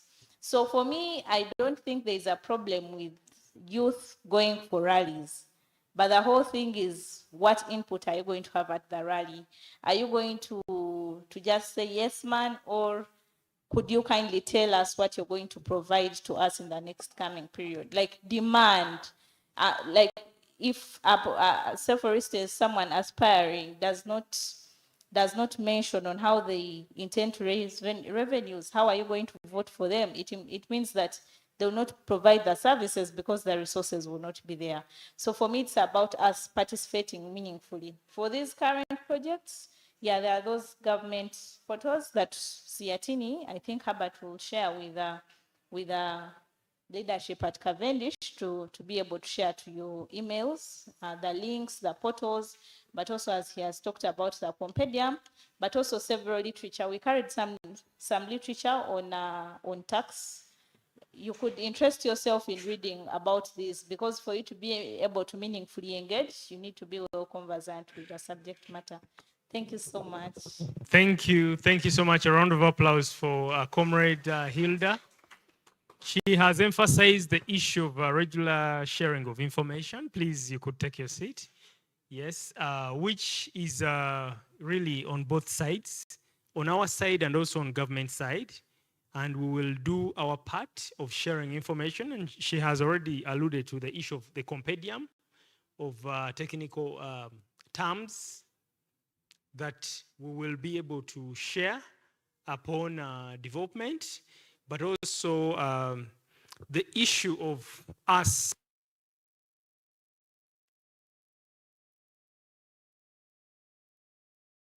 certain times we are swayed away into other things that don't really matter to our survival.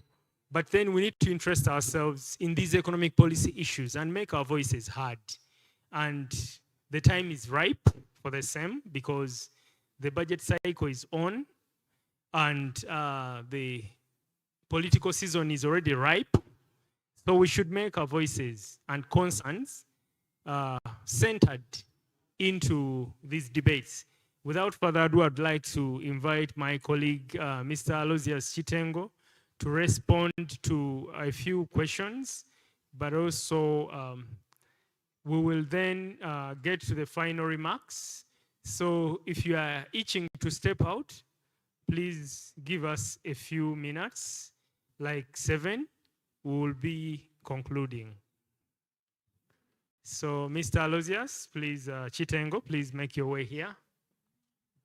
And then you have 2 minutes. I hope the 2 minutes will be enough for you. But the next session is yet to start, because I saw some students out of the hall and would like to vamoose. Thank you.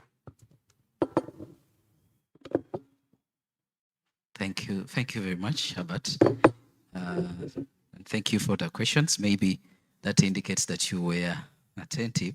But starting on the first one, I've had Professor is trying to give an opportunity, the laws that gives us the opportunity to go ahead and engage.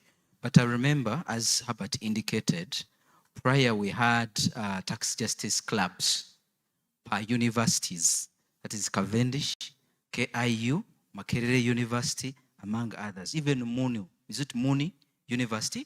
So even at that time, they were engaging Uganda Revenue Authority, and they were given opportunities to, even when they asked for internship, to get that opportunity. So to me, I think if we can use these clubs, if they are still there, to engage Uganda Revenue Authority, and you present your paper as a university, it will be better than an individual, because it is a bit challenging. And to me, I think we can challenge ourselves. How are we using our alumni? Is it a show off of the new cars we have bought, the new dresses, or we can use them as a think tank when it comes to issues of taxes? So to me, I think those 2 areas, we can use them to engage Uganda Revenue Authority, because we are a group, like-minded groups or individuals when it comes to the tax issues. And then we can front our issues.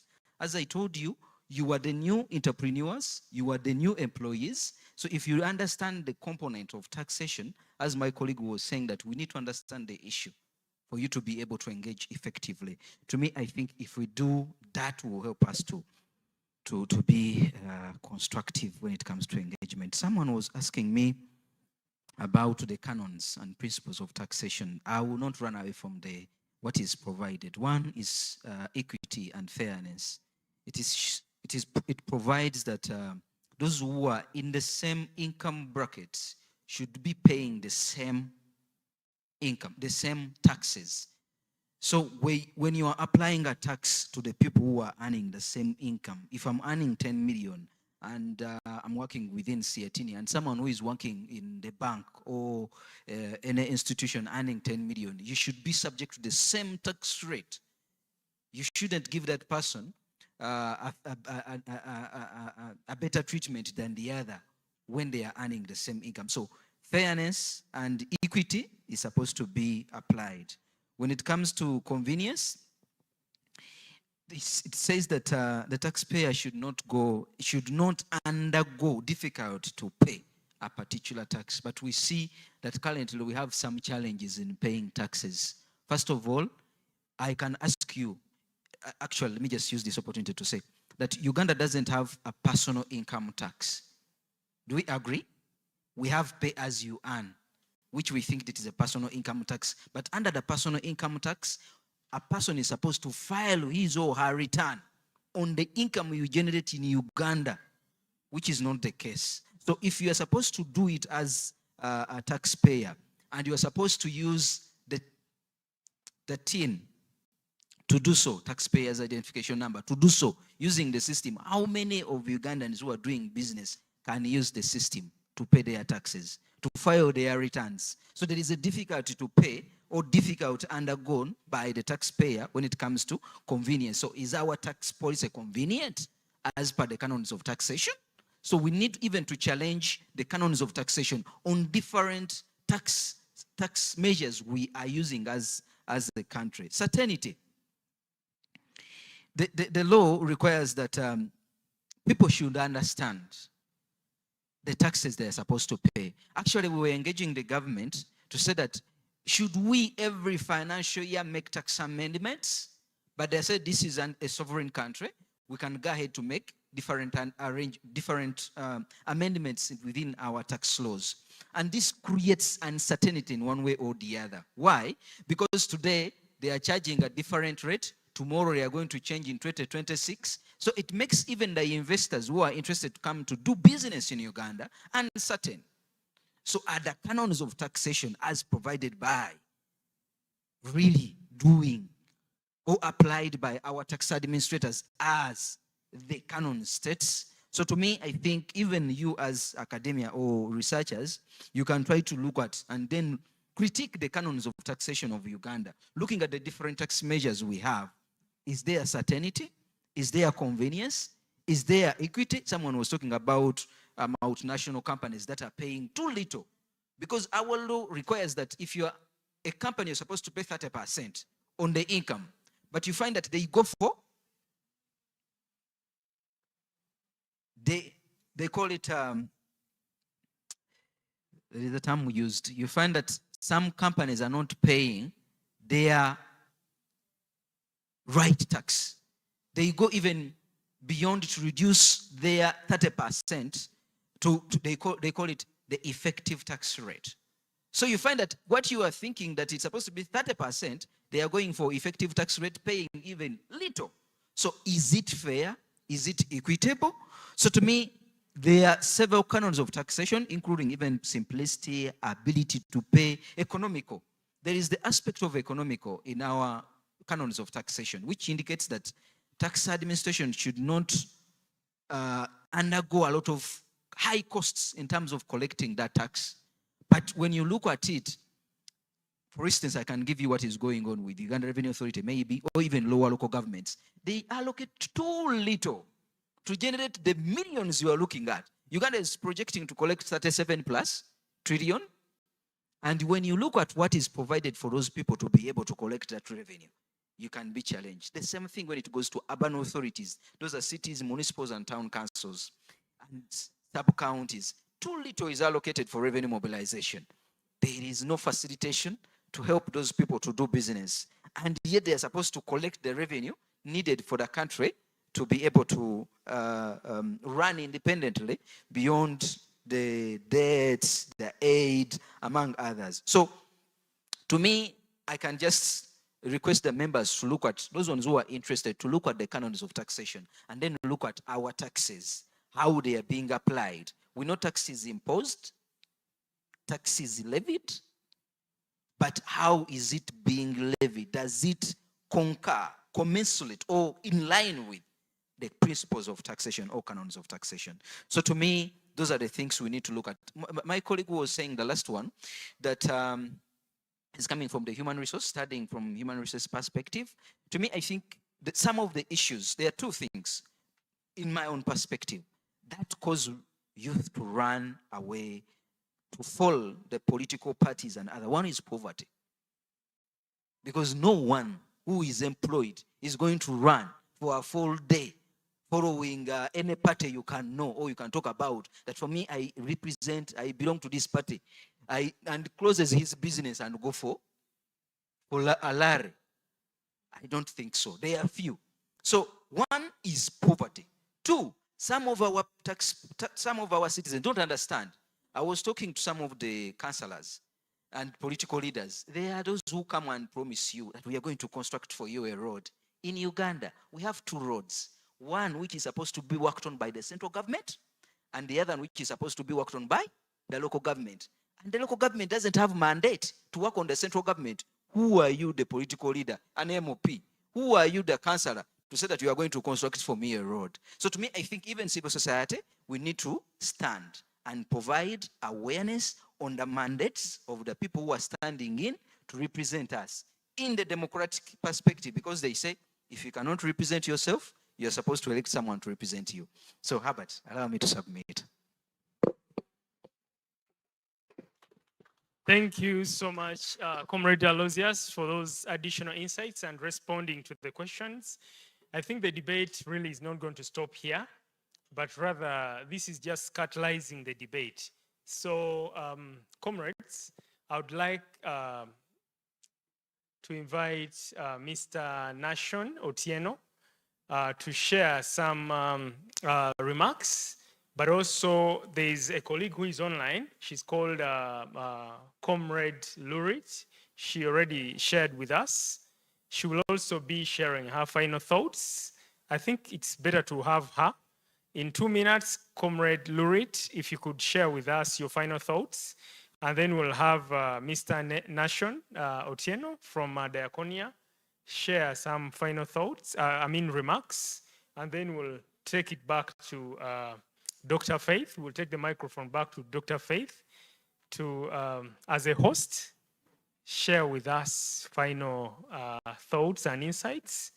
And then we will also, as SEATINI, as Youth for Tax Justice Network, share final thoughts in a minute each, and it will be the end of the discussion. So over to you, Comrade Lurit. In a minute or two, please wrap up.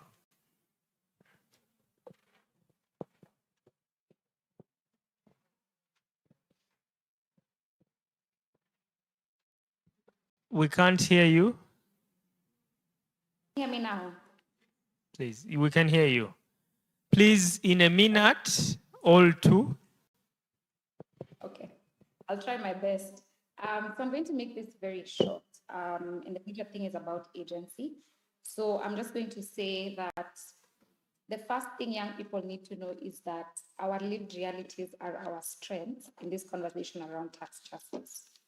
Through the conversation we've had today, we've seen that being employed is very expensive. And we can see this through examples such as even opening an Uber Bolt account.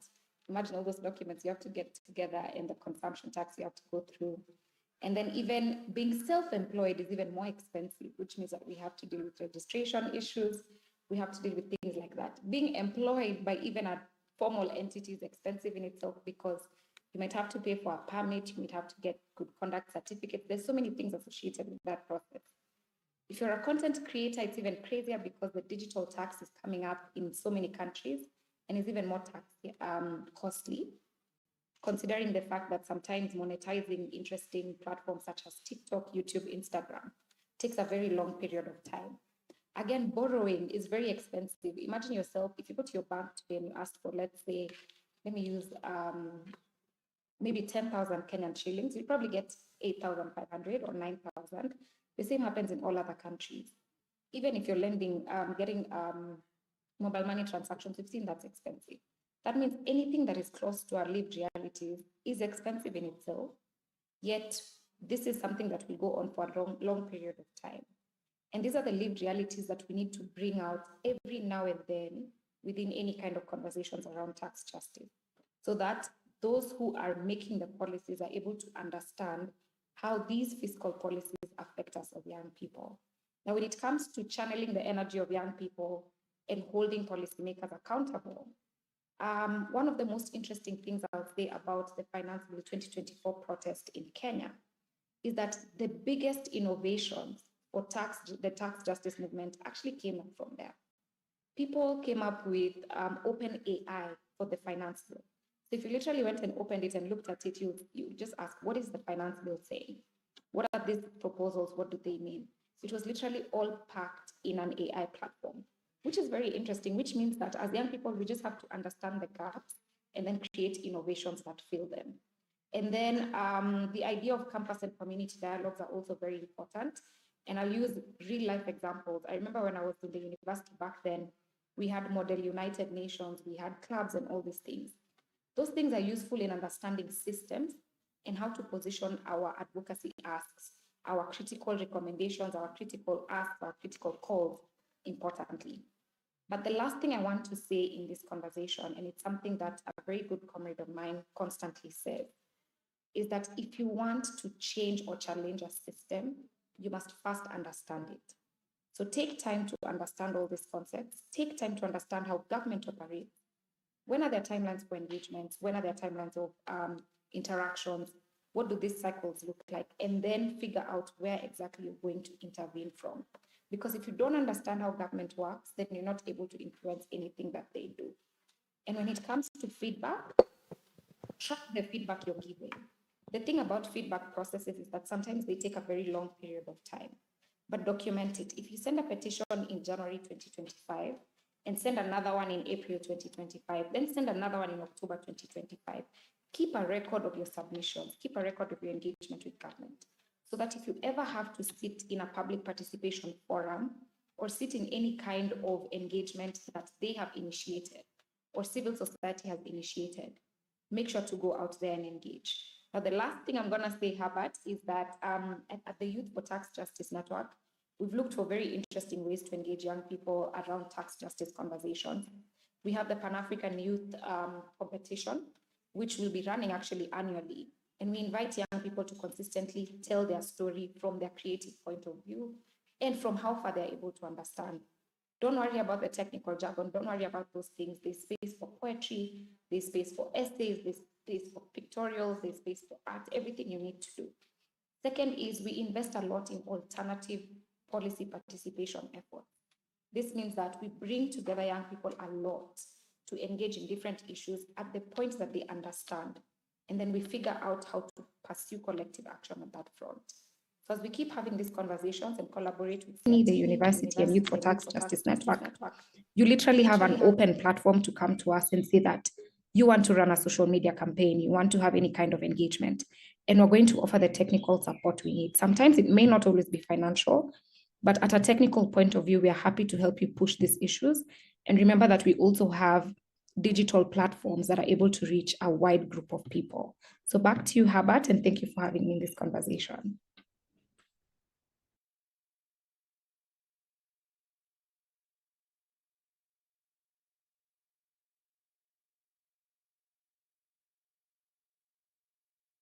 Otieno from Diaconia to give closing remarks, and then we'll be done.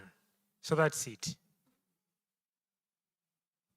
Please, could you make your way here? So Diaconia is a very good supporter, strategic support of our work on domestic resource mobilization. We support government's mandate. We are not tax collectors, not revenue administrators, tax administrators, but we support the mandate of government. Thank you.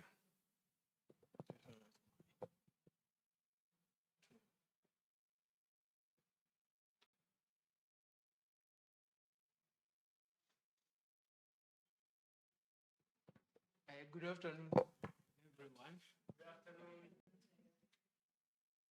You're well, right? I'm fine too. When remarks were requested, I did not give mine. However, I had something to say. And from all the deliberations that have been going on since the time I walked through the door, one thing that is for sure is knowledge is indeed power, right? But it's more powerful if you can put it to effective use. Otherwise, it's just wasting space that can be occupied by something else. And to link it closer to what we've been talking about, your comprehension about your country's tax system is very important, because thereby it's going to assist you to be able to, one, monitor, and two, evaluate how your tax has been put to use. And in those two ways, you can be able to put whichever organ that is using your tax to account, right? That is accountability. However, from my own thinking, where I was seated over there, I do believe that there is a recommendation that we've swept so low beneath our mats, or that we've never given keen thought of. I believe tax and public budgets should be some of the things that we intentionally have in our educational curriculums in whichever institutions that we have. Because truth be told, most people get to hear about tax as a definition in school and never know what exactly tax is beyond the definition. So when they come out here, you're asked about tax, all you know is that it's some amount of money that's given to the government. What does it do? How can I follow up my tax and what have you? So I believe that having this one included in our curriculums in school would actually help us or enhance the knowledge beyond just definition, all the way to encouraging public participation of us in what affects us. That aside, I am here to give the closing remarks, and I normally find myself thinking of a lot of things at the same time, so I did decide to write it down.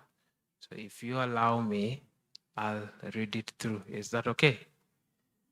So if you can hear me, can I get one clap? Give me another clap. Thank you very much. So, a very good evening to all of us who are still in the hall and them who are with us online.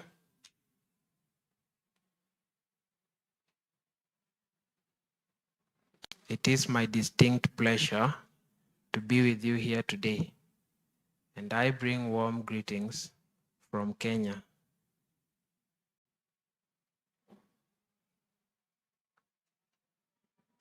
I have been here by the blessing and on behalf of my senior, Ms. Sandra Kindwigira, that is the AEJ Programs Manager, and our entire Diaconia team. They send their warmest regards and their sincere apologies for not making it here in person. And this is majorly due to other competing engagements at work. That aside, their spirits, however, are very much with us in this crucial endeavor. It is truly inspiring to see many young faces gathered here, united by a common purpose, which is tax. And what we want is that our tax should be fair, just, and provide to us an inclusive fiscal future. Your presence here today is a powerful testament to your zeal, your passion, and unwavering commitment to shape the policies that directly impact your lives and your futures. You're a living proof of the dogma that says there is nothing about us without us. From digital campaigns to the streets, your voices are rising, seeking a seat at the table and insisting that policies be connected to the realities of your lived everyday lives.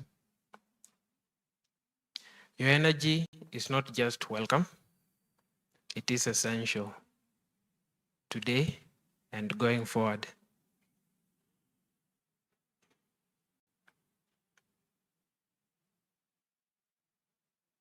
This convention, however, will not have been possible without the incredible collaboration of our dedicated implementing partners under the Domestic Resource Mobilization Program at Diaconia.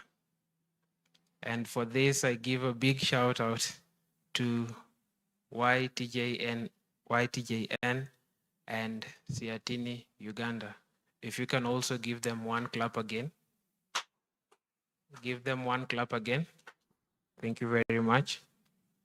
Their partnership exemplifies the very spirit of SDG number 17, which talks about partnership in the implementation and realization of all the other goals that do have their main goal as making life more livable and dignified.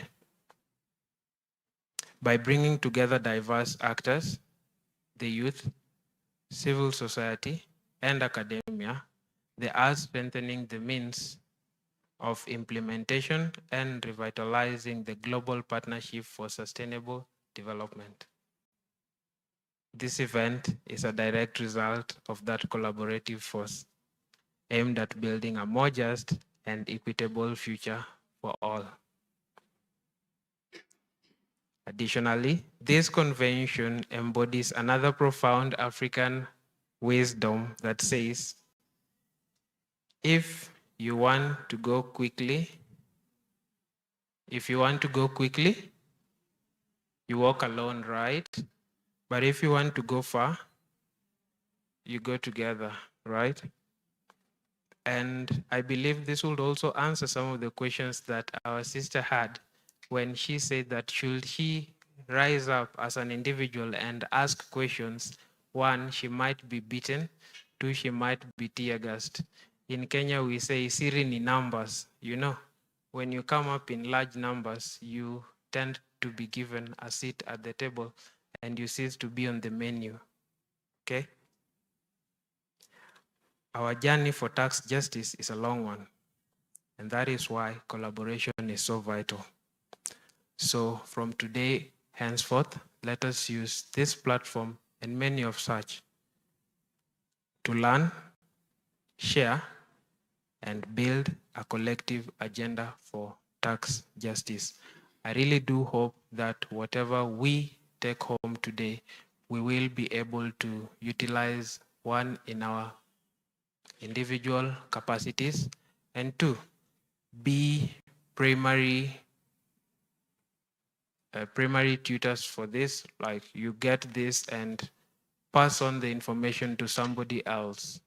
You can be a trainer of trainers, yeah? So pass on the information that you got here to somebody else so that at the end of the day, we can keep this chain rolling and we won't just say we met 50 people. We'll say that we primarily met 50 people, but are hoping to secondarily meet more than 50 and more, okay? So before I take my seat, my name is Nashon Okech Owino. I don't know why Herbert was calling me Otieno, but my name is Nation Okech Owino. I am a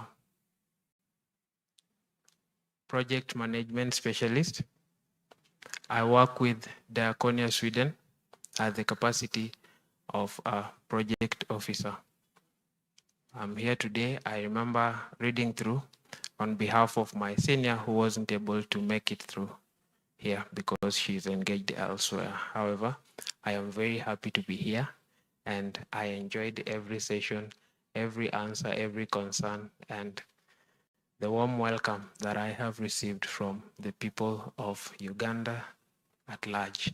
I would love to come back here again and again and perhaps get to know a number of you.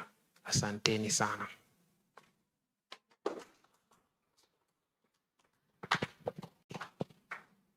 So much. Thank you very much, Mr. Nation Owino Okech. Yes, and apologies for the pronouncing your name and attributing another name to you. I hope you are not offended. But that's the end of the discussion. And we're in solidarity with our sister from Kenya.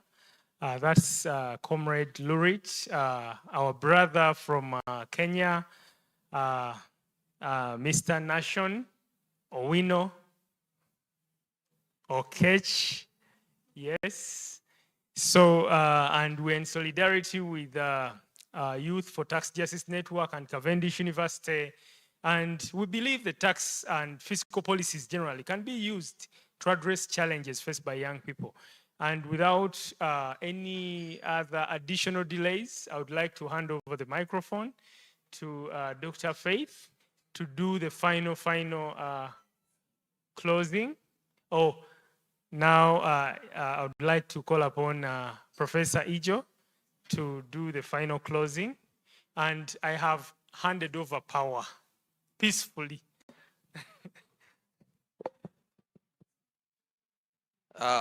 Thank you very much, Comrade Herbert Kafero. Thank you, everyone who have made this constructive engagement a possibility, a success rather. A lot of great insights have come out today, and I hope that you have your takeaway from here. I have mine, and I wouldn't want to go again over everything that has been said, but one of them, which I want to underline, is agency with knowledge, with understanding. Okay, so we should engage with informed evidence regarding issues of taxation. We also understood that tax is a price for civilization. It is something that is necessary for organizing society as it is. However, that should not be taken that it is something imposed. I think our sister from Kenya made reference to the social contract. The social contract is is supposed to be a voluntary, or is seen as a voluntary effort to put people in charge who will implement what the society wants. So taxation is one of those things that we, as a society, who willingly put people in charge, that is the government, we put the government in charge willingly, and we empower them to collect these revenues, and to use it in the way we want. And so with that at the back of your head, it is not something imposed on us, or it should not be something that is imposed. And in line with that also, it means we should be ensuring that it is done according to how we as members of society would like it to be done, because that is the essence of the social contract. We willingly give power to government to do this, to collect tax revenue and to use it for the good of society. So I wish to now, on behalf of the Vice Chancellor and the Cavendish University, to thank SEATINI for organizing this very, very fruitful engagement, and also the sponsors of the event for enabling this engagement. I thank the members of my team, Dr. Faith, for coordinating the effort together with SEATINI. So SEATINI, Mr. Herbert, we look forward to more engagements and involving our students on what goes on the ground. Thank you all very much for coming, and I wish you all the best.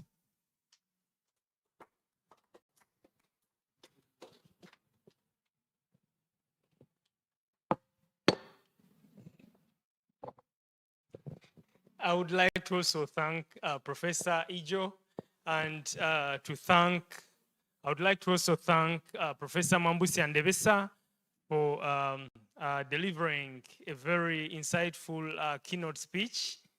A round of applause. And another one for Professor Ijo. I would also like to thank Dr. Faith. A round of applause for Dr. Faith.